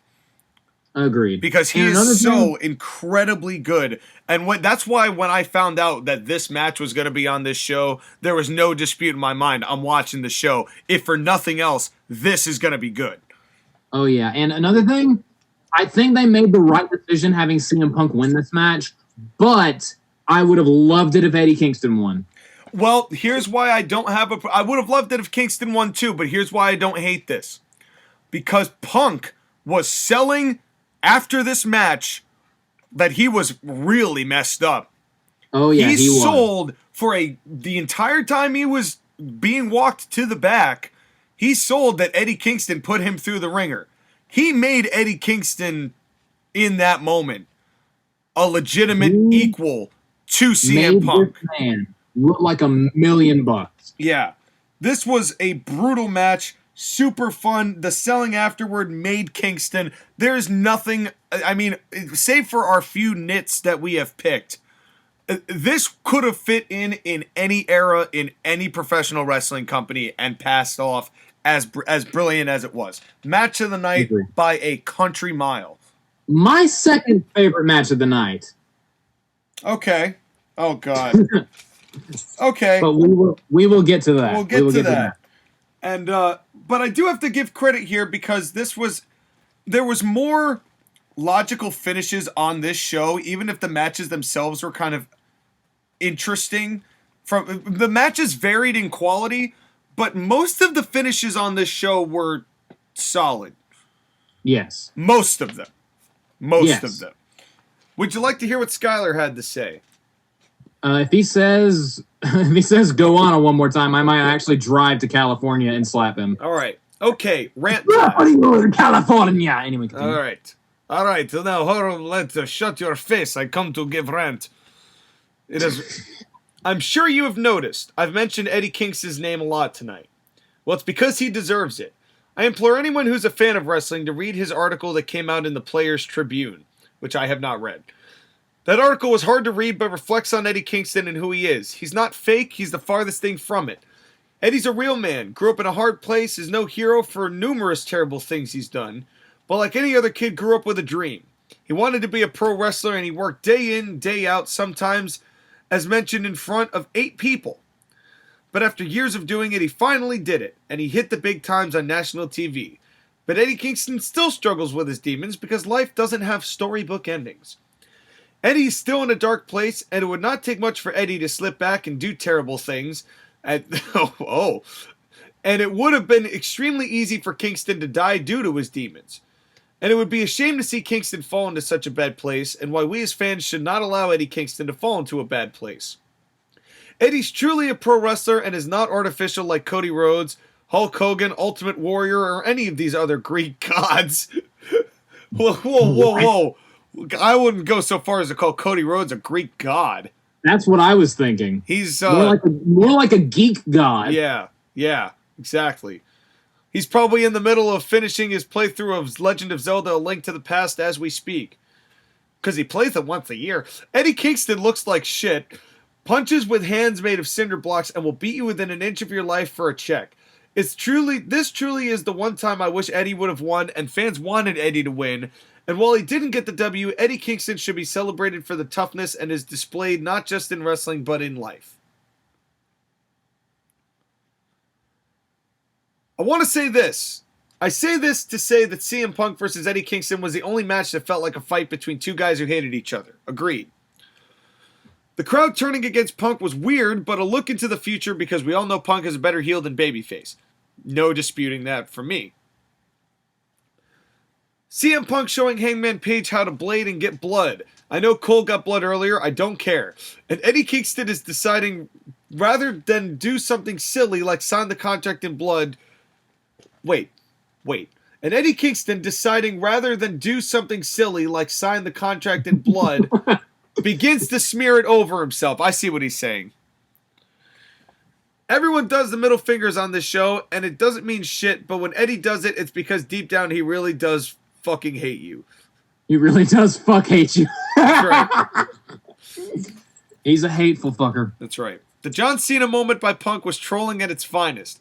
Punk later said he did it because he wants to have fun with the fans. Sign me up for Punk messing with people. When does Punk not mess with people? I know, right? Where have you been? Where have you been? I can tell you, Russia. That's right. That's right. And then Punk did Eddie Guerrero tribute because we must mention Eddie died on this day. If you're a goanna, remember Eddie. No, stop!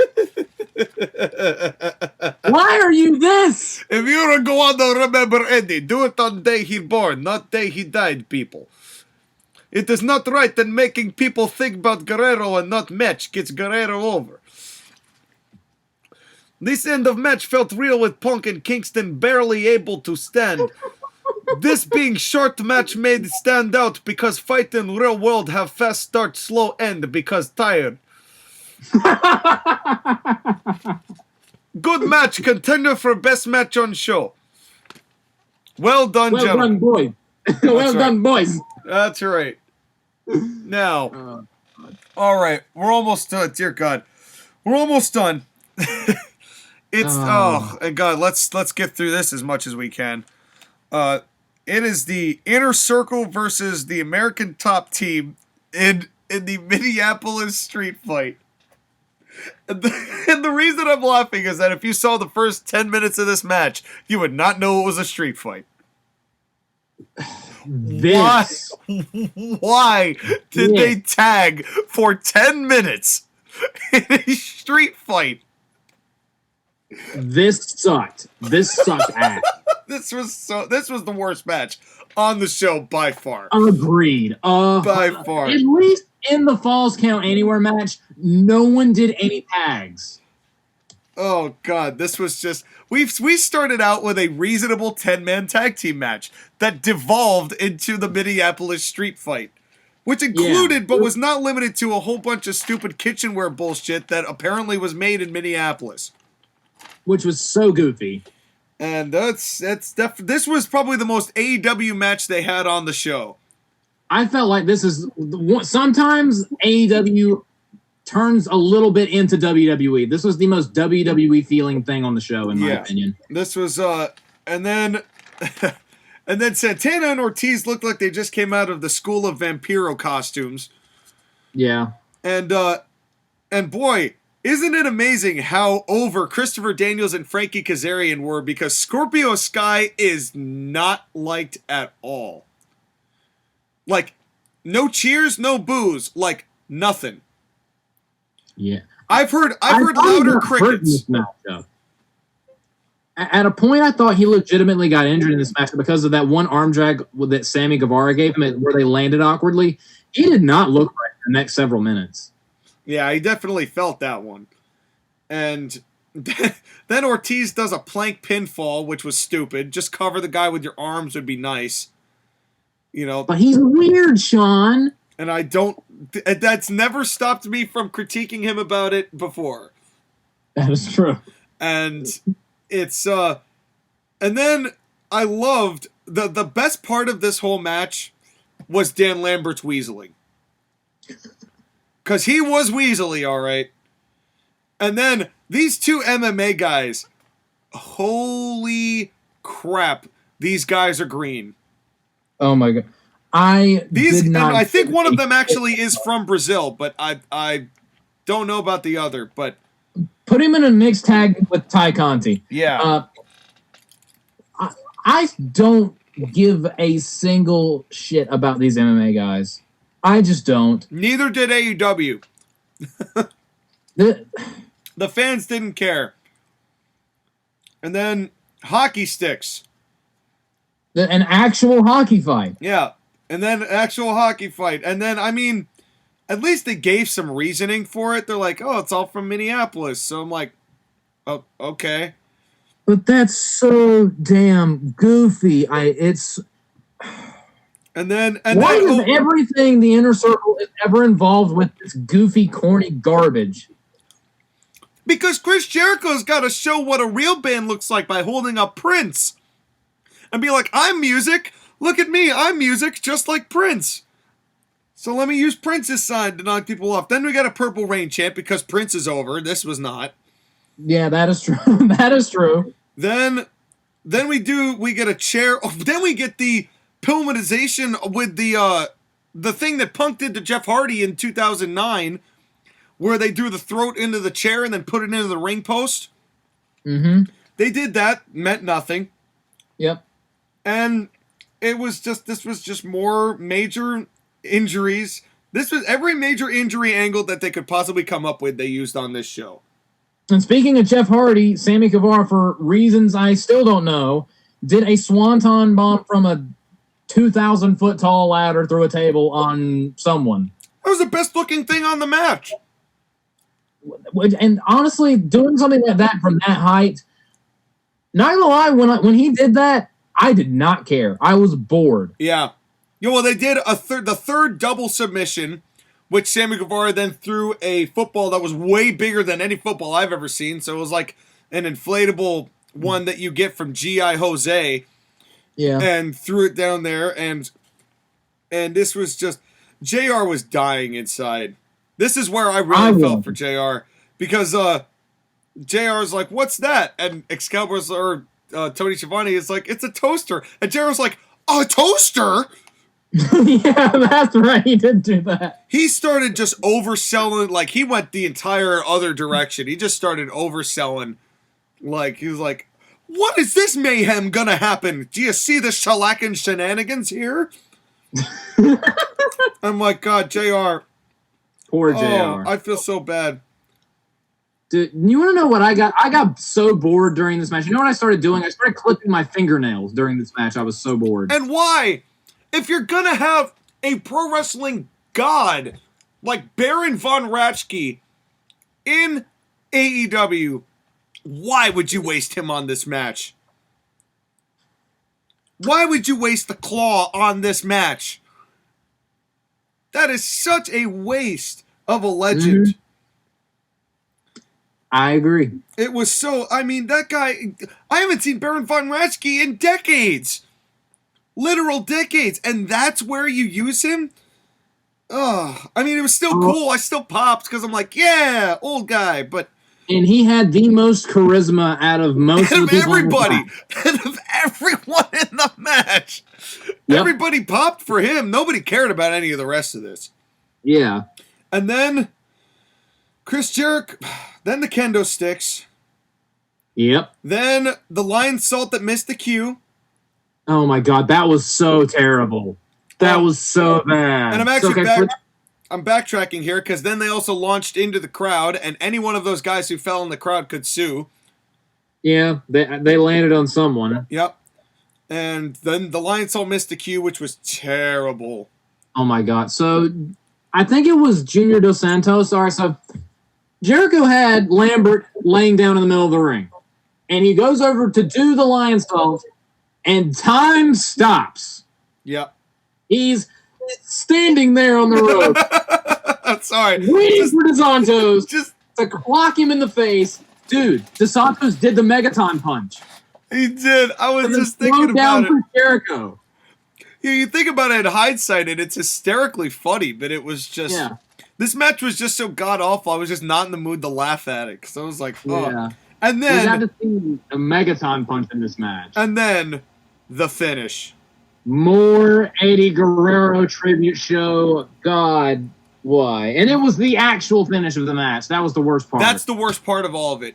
But I've got two jokes about this, because it was Jericho who did it. Oh, no. Word is that when Jericho hit the frog splash, Minneapolis suffered a 3.2 magnitude earthquake. Body count is yet to be discovered.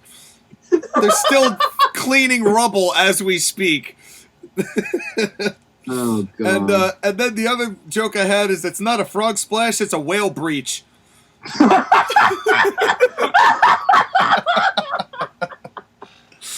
So there you go. There are Chris Jericho is so fat jokes for the day.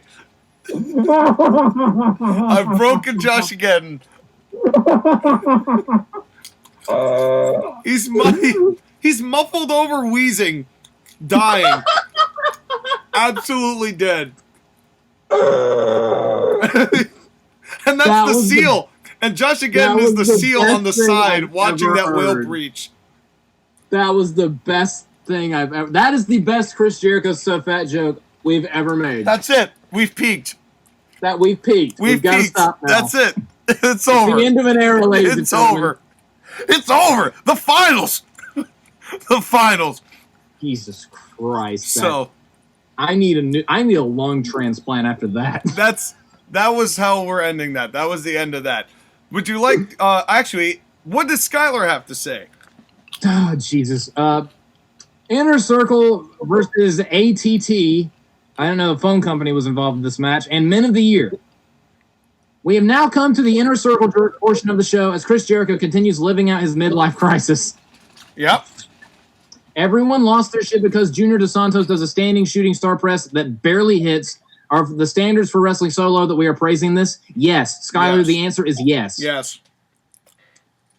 As a concept, this match never made sense. You don't say. We're going to wrestle for a few minutes before we do a street fight.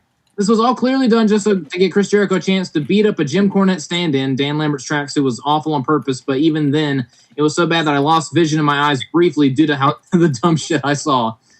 I'm not going to even bother to recap this match. It was not worth it. It was over 20 minutes of waste. It went so long, too. Forever. It would not end. MJF should have retired Jericho so he could be the mouthpiece for the stable because it is clear he cannot do this shit anymore. Jericho booked a gig for Fozzie's guitar person to escort Britt Baker to ringside. Can Jericho book Fozzie to be on tour so we never have to see him wrestle again? I thought that dude actually did okay. Yeah, he did. His licks. But I've officially joined the Chris Jericho hate train at this point.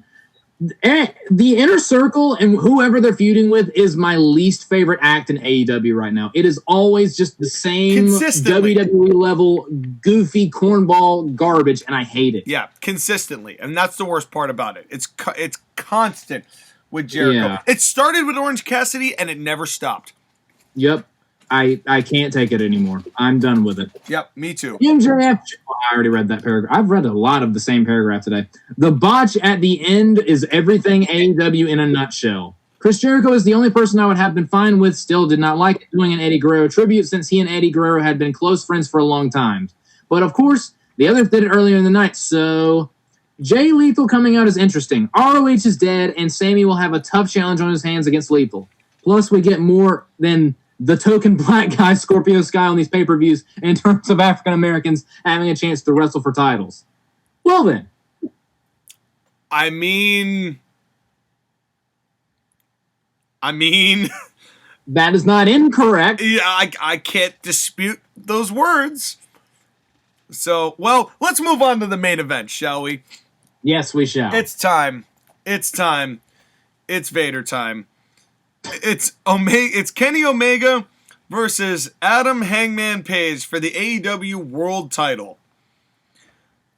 The cinematic before this with Adam Page was oddly satisfying. Yeah, it was. It was one of the few times that I thought AEW cinematics actually got something right to hype somebody up. Mm-hmm. Made me feel a little bit better. I like the fact that Omega didn't have his broomstick chicks that he was doing when he was the cleaner.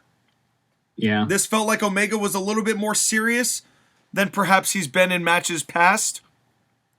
And honestly, this was probably the least offensive Omega I've seen. I feel like Omega may have actually learned a little bit more about American wrestling since working with Christian and a couple of these other guys that he's been able to in AEW. Yeah. Because normally with me and Omega, it's been spotty. We'll just put it that way. It's been spotty. That's one way to put it. Yeah. I personally don't really have a lot to say negatively about Kenny Omega in this matchup, with the exception of, he does the finger point before he does the hopscotch run, and, all the regular Kenny Omega stuff that's just part of his goofiness in general. But on this night, I didn't have a problem with this. I thought this match was fine. I have a feeling you're going to say it was your favorite match. Yes, it was my favorite match on the show. Would you like to explain to the people? In retrospect, if you want to look at it objectively, I would say that the Punk Eddie Kingston match objectively is the best match, bar Different none. style. But my personal favorite match was this match because I love Kenny Omega. His goofiness does not bother me that much. He didn't do any of the "did I do that," which was a plus. Yeah, no, he was toned down significantly. He was serious. Yeah. Serious Kenny Omega is, in my opinion, one of the best. When he's super goofy, I still like him, but it takes away from it a little bit from me. And Adam Hangman Page has really grown on me. And I've been really looking forward to this match since Adam Page came back. And I have not watched the entire storyline from beginning to end, but I know of it, and I like what I have seen of the story. Yeah. And I have liked the more recent build to this match, minus the Adam Page in the Plata suit that he was in, which was the weird. It's AEW weirdness. Yeah. But other than that, I've really liked the build up to this. And I felt like they paid it off spectacularly in this match. The main reason why I like this match the most is because it was the finish on the show that I wanted the most. Sure. I really wanted Adam Page to win this match because I felt like it was his time. Yeah. It was time to take the belt off Omega. It was time. It was time. And they did it. And Kenny Omega put over Adam Page in a huge way. I think they have tremendous chemistry together. And this was just a solid main event championship match. Yep, Page got a little bit of juice. This actually had some, it wasn't necessarily the traditional shine the babyface heat spot comeback structure that, a typical American wrestling match had. It didn't necessarily have that because there were definitely a few elements of Japan in there, but this was probably the closest thing resembling an American wrestling style match that Kenny Omega's had with someone other than Christian Cage. Did we get a collar and elbow tie-up? I think we did, yes. We did, and I would say it's probably Omega's best one he's done. Mm-hmm. That's why I'm saying I think Omega is actually learning a little bit, which is the weirdest thing. I didn't think about that. But there's one move of his that bothers me every time he does it. And it's that dive over the top where he always hits his calves on the rail. He's going to bean somebody in the face and break a jaw. Or his leg. Whichever comes first. Yeah. It's at the point where he's got to either rein that in or figure out some other way to do it. Did we get it? We got another tope suicida in this matchup, bring our total count on the night to 5. Mm-hmm. Which is not as bad as we've seen in the past. I honestly thought it was going to be more than that. It's funny. The Kenny Omega isms and the Young Buck isms were very much toned down on this show. Yeah. And just to kind of side note on the collar and elbow tie-up, it was 4 for 9 on the main show, but you take out the 2 meaningless tag matches, the no disqualification tag matches, and the fight between Punk and Eddie Kingston, and that brings it down to 4 out of 6 prospective. That's not terrible. Agreed. That's not terrible at all. They are refining certain things on this show, and I do appreciate them doing such. Then we get more juice from Page. Mm-hmm. Which Skyler complained about that earlier in his notes, and I will say, I don't think that Adam Page gigged. He gigged on that episode of Dynamite where he got hit in the head with a camera. I think Kenny Omega, when he was biting him, quote unquote, I think he just opened it up a little bit. Mm-hmm. Yeah, I think that was hard way. It wasn't a gig. Yeah. So I don't think he was actually trying to get blood everywhere. No, I don't think so too. And then I loved this buckshot lariat ref bump. Oh, me too. It was brutal. That was classic pro wrestling, though, and that's what surprised me. This was as much of classic pro wrestling I've ever seen Kenny Omega do. And that's why I really am giving, this wasn't my favorite match, because it was very much an interesting matchup. I could normally don't like Omega matches in general just because of the way he works, but this one was probably the most palatable of recent memory. And Kenny's throwing punches. Did you notice Kenny was throwing punches? Not his garbage forearms. He was throwing somewhat garbage punches. They don't look great, but they're punches. I won't get mad at a guy throwing punches. I just wish he'd tighten them up a little bit more. Yeah, that's fair. I loved Adam Page's comeback, "You dumb motherfucker" line. That was really funny. And then, what did you think about this finish? Okay. I personally liked it because when the Young Bucks came out, well, before we even get to that, let's back up just a second. When Don Callis interfered with the belt, I like that he didn't get it. He didn't get the belt shot. The babyface caught him. And say what you want about Don Callis. The way he sold Adam Page's punch was over the top in a good way, in my opinion. I like that he was just dropped by it. Yeah. No, I've never knocked Don Callis, the worker. Specifically the person I have a problem with, but he knows he knows what he's doing. The person can go fuck himself. Yeah. But he knows what he's doing. Yeah. Yeah. And then the Young Bucks come out, and since Adam Page is a former friend of theirs, they didn't just run in and try to cause a match. I liked that they didn't need to be there, but if the idea is they're planting seeds to get Kenny Omega out of the Elite and have Adam Cole take over as leader, then I would say this was the right thing to do. Because you did see, and another thing, like one of the Bucks gave Adam Page the nod, the go ahead and finish him before Adam Page beat him with the buckshot lariat. This was after Page hit him with a one-winged angel, which I thought was a really nice touch. Yeah, and again, like, and another thing, I loved that whoever it was, I think it was Jim Ross, and I hope it wasn't Excalibur because I don't want to give Excalibur credit. Someone said that when Adam Page stole the one-winged angel and Kenny Omega kicked out of it, someone on commentary said, well, maybe that just goes to show that no one can deliver that move quite like Kenny Omega can. That was JR. It was JR? That was JR. I love that line because it was to show that just because you're using someone else's move, that doesn't mean you can use it the same way they can. That's right. And it was, and honestly, speaking of the one-winged angel, I genuinely expected that whoever was going to beat Omega for this belt was going to kick out of the one-winged angel. I much prefer the fact he never hit it. I honestly agree.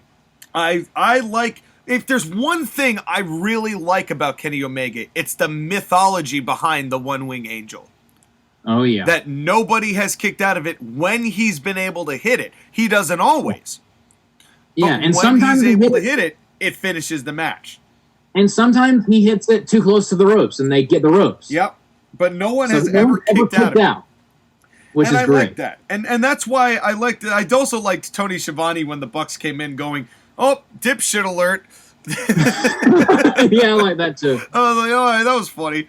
And going back a little bit, there was one part of the match where Hangman Page did a spinning clothesline, and Omega bumped backwards off of it. That was so gorgeous. Yeah.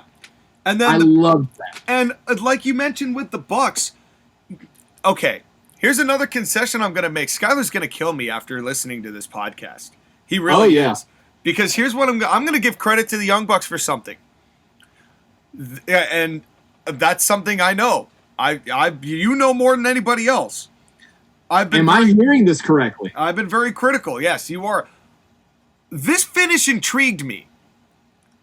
Just for the fact that there was that slight little nod. There wasn't the interference, but we're out there. And then that kind of look of like, we really don't like this. We're still, we still don't really like you, Adam.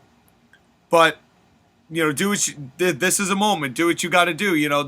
This moment was interesting just given. I don't watch any of their garbage YouTube show or any of that stuff. But me either. That little moment, for as much as I have seen of AEW, that little moment was more storytelling than the Bucks do in any of their matches. And that I can appreciate. I can appreciate that because that makes me interested as to what the reasons were they didn't interfere. And can I tell you something else that I loved about this finish? That they got the hell out of there when it was over? That they just Other left? than that, I love that Hangman Page hit him in the back of the head with it and then turned around.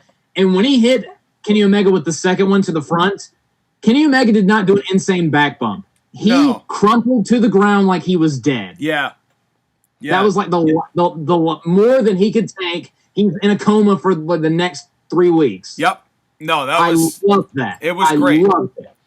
No, it was the finish of this. Again, the finishes on the night, for the most part, were solid. Agreed. This was another solid finish. I really have no complaints about this match. It wasn't my favorite match on the night because I'm all for the fight.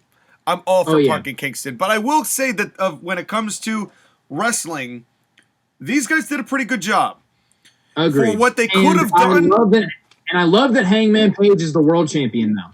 Yep, and we'll see what that means, because that means is Bryan Danielson going to turn? Is CM Punk going to turn? That's going to be a good match, though. You know, we're going to see a lot of interesting things from there. There's only one thing I hated about this thing. One thing. Why? I understand the past of what they've done with Adam Page, but this was the time to break him free from this garbage team.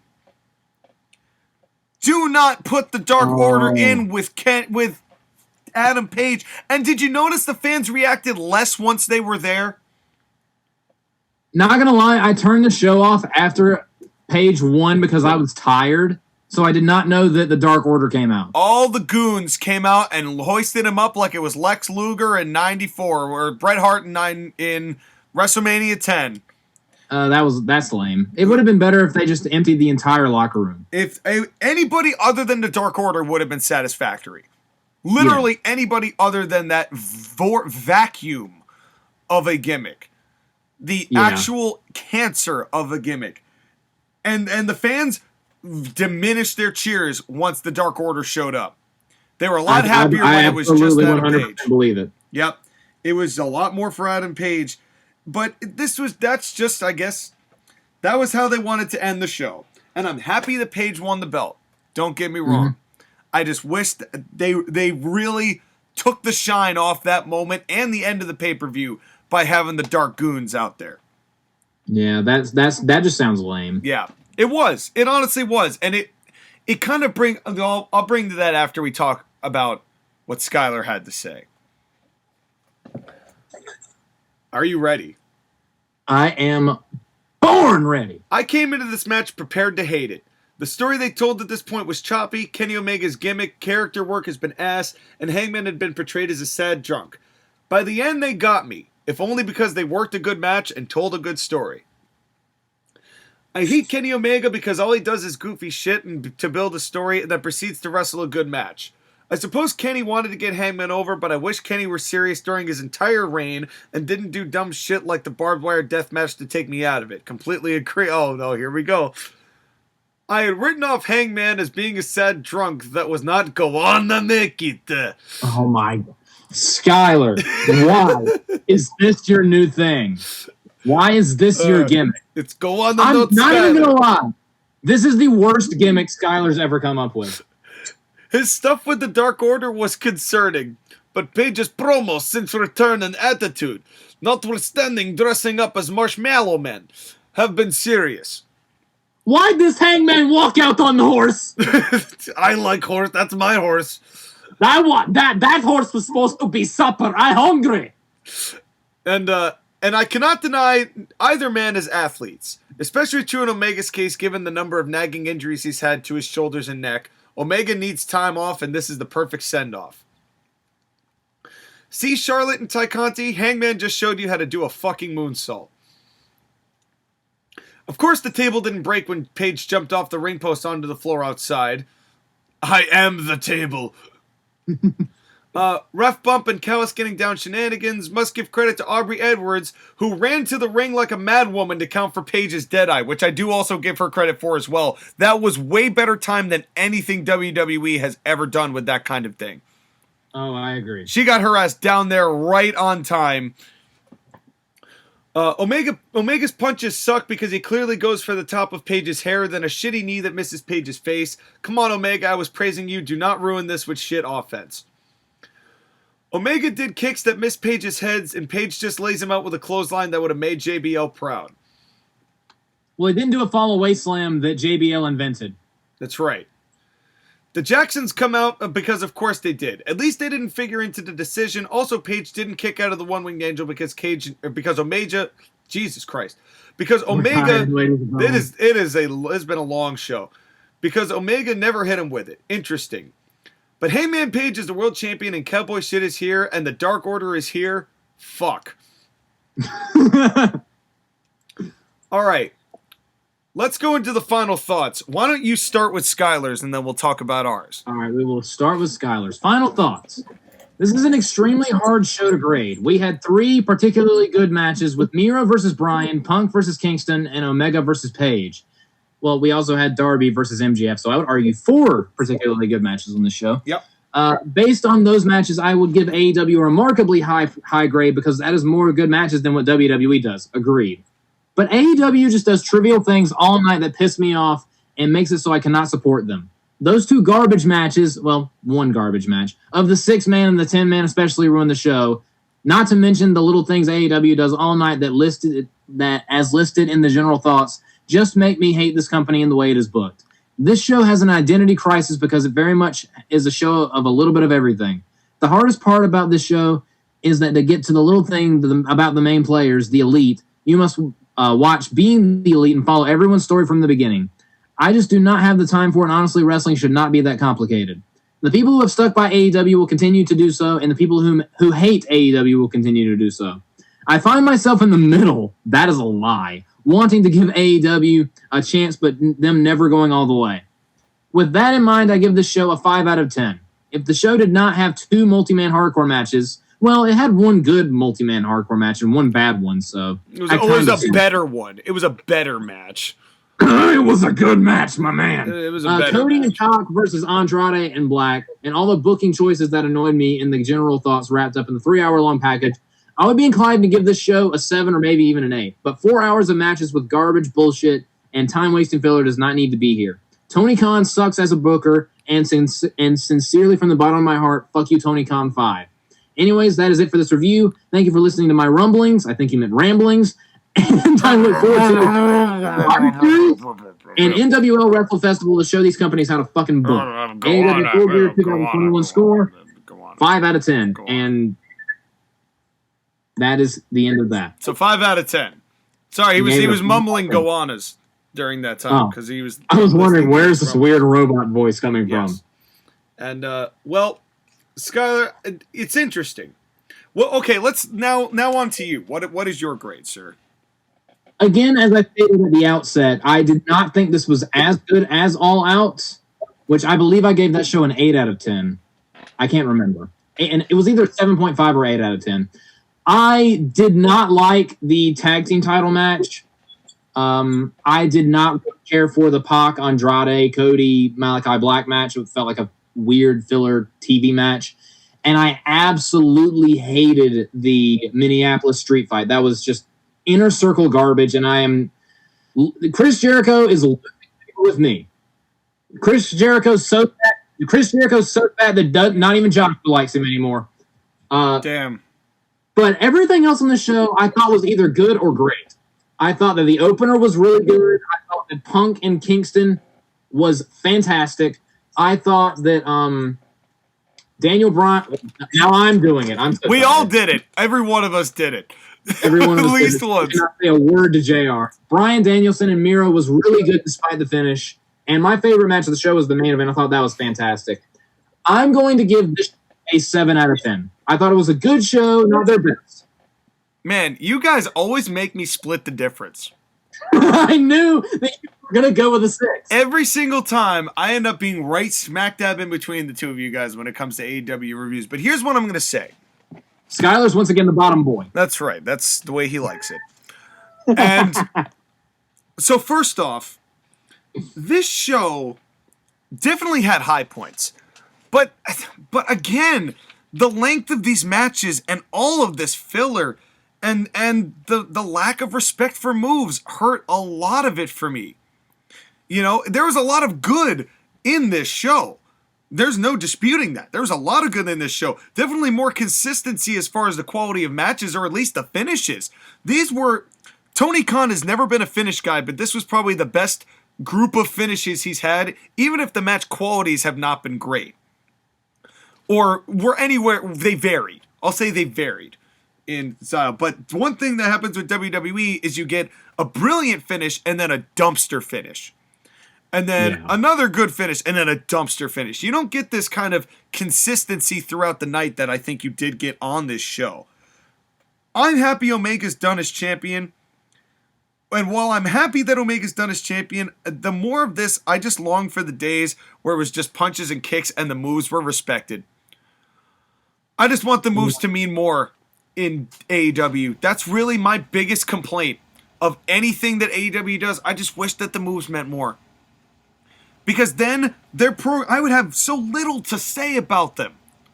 I could forgive what goes down in those 10-man matches. I could forgive some of the silly stuff if it was half the amount of moves and everyone had moves unique to them that weren't just their finish. And now that's not to say I'm aching for the exact same end sequence like a Shawn Michaels where you get the exact same finish, the exact same way every time, day in and day out for the past 20 years. That's not what I'm asking for. But I'd like, if somebody's doing a moonsault later on in the show and you're on opening match, you're not doing a moonsault. You know, I'd like to see a little more, and this is not just AEW, but AEW is the one guiltiest of it. Of this lack of respect for moves and what people are doing across the rest of the night. There's a reason you don't see anybody else doing a Boston Crab when Chris Jericho's going to use the Walls of Jericho or the Lion Tamer, whatever he calls it. Because that's probably been established. There needs to be more of that. More respect for these moves. But here's also what I'm going to say. This show, in a lot of ways as well, and I don't mean this in a negative way, I mean this as a neutral way. This is the most WWE this AEW program has felt. There's a lot of good WWE things that they have as far as, you know, having some quality matches on the show. And I'm not talking modern WWE. I'm talking about how, like, finishes have some logic to them and there's a clear winner and a clear loser. There's definitely a lot more heels and baby faces than there were before, where it meant nothing, but it needs a little bit more now. But there's a lot of, you know, some of the gimmick stuff was definitely WWE-like, but they are improving. It wasn't their best, like you said, but this is definitely nowhere near their worst show. This was not Revolution. I gave this show and Revolution the same grade. You did. And I did not. You gave that a question mark. But this one is a 6. They're getting there. There's certain things that they're adjusting, like the collar and elbow tie-ups. There's certain wrestling things they're adding more to, and I want to see them develop more of the good and reduce some of the bad, and then they might actually have a really decent program on their hands. All right, so Skylar gives it a 5, you give it a 6, I give it a 7. And that is just the way things roll, but we are 3 hours in. Dear God. The longest... Before we go, I have a question. Yes. Survivor Series. Do you think, what is the over-under that this will be better than this show or worse than this show? And keep in mind that this show is WWE's birthday present to me. I would say specifically because it's your birthday present, it's going to be one of the worst Survivor Series we're ever going to watch. I think it's going to be an absolute dumpster. And I also agree. And I can't wait. And you'll get to hear all of us, and hopefully Skylar, because Skylar likes WWE. And you will hopefully hear him and so much more from hopefully the three of us, if not just Skylar and myself, but hopefully the three of us, as we review Survivor Series and get through all of that creamy, thick, gooey sludge that...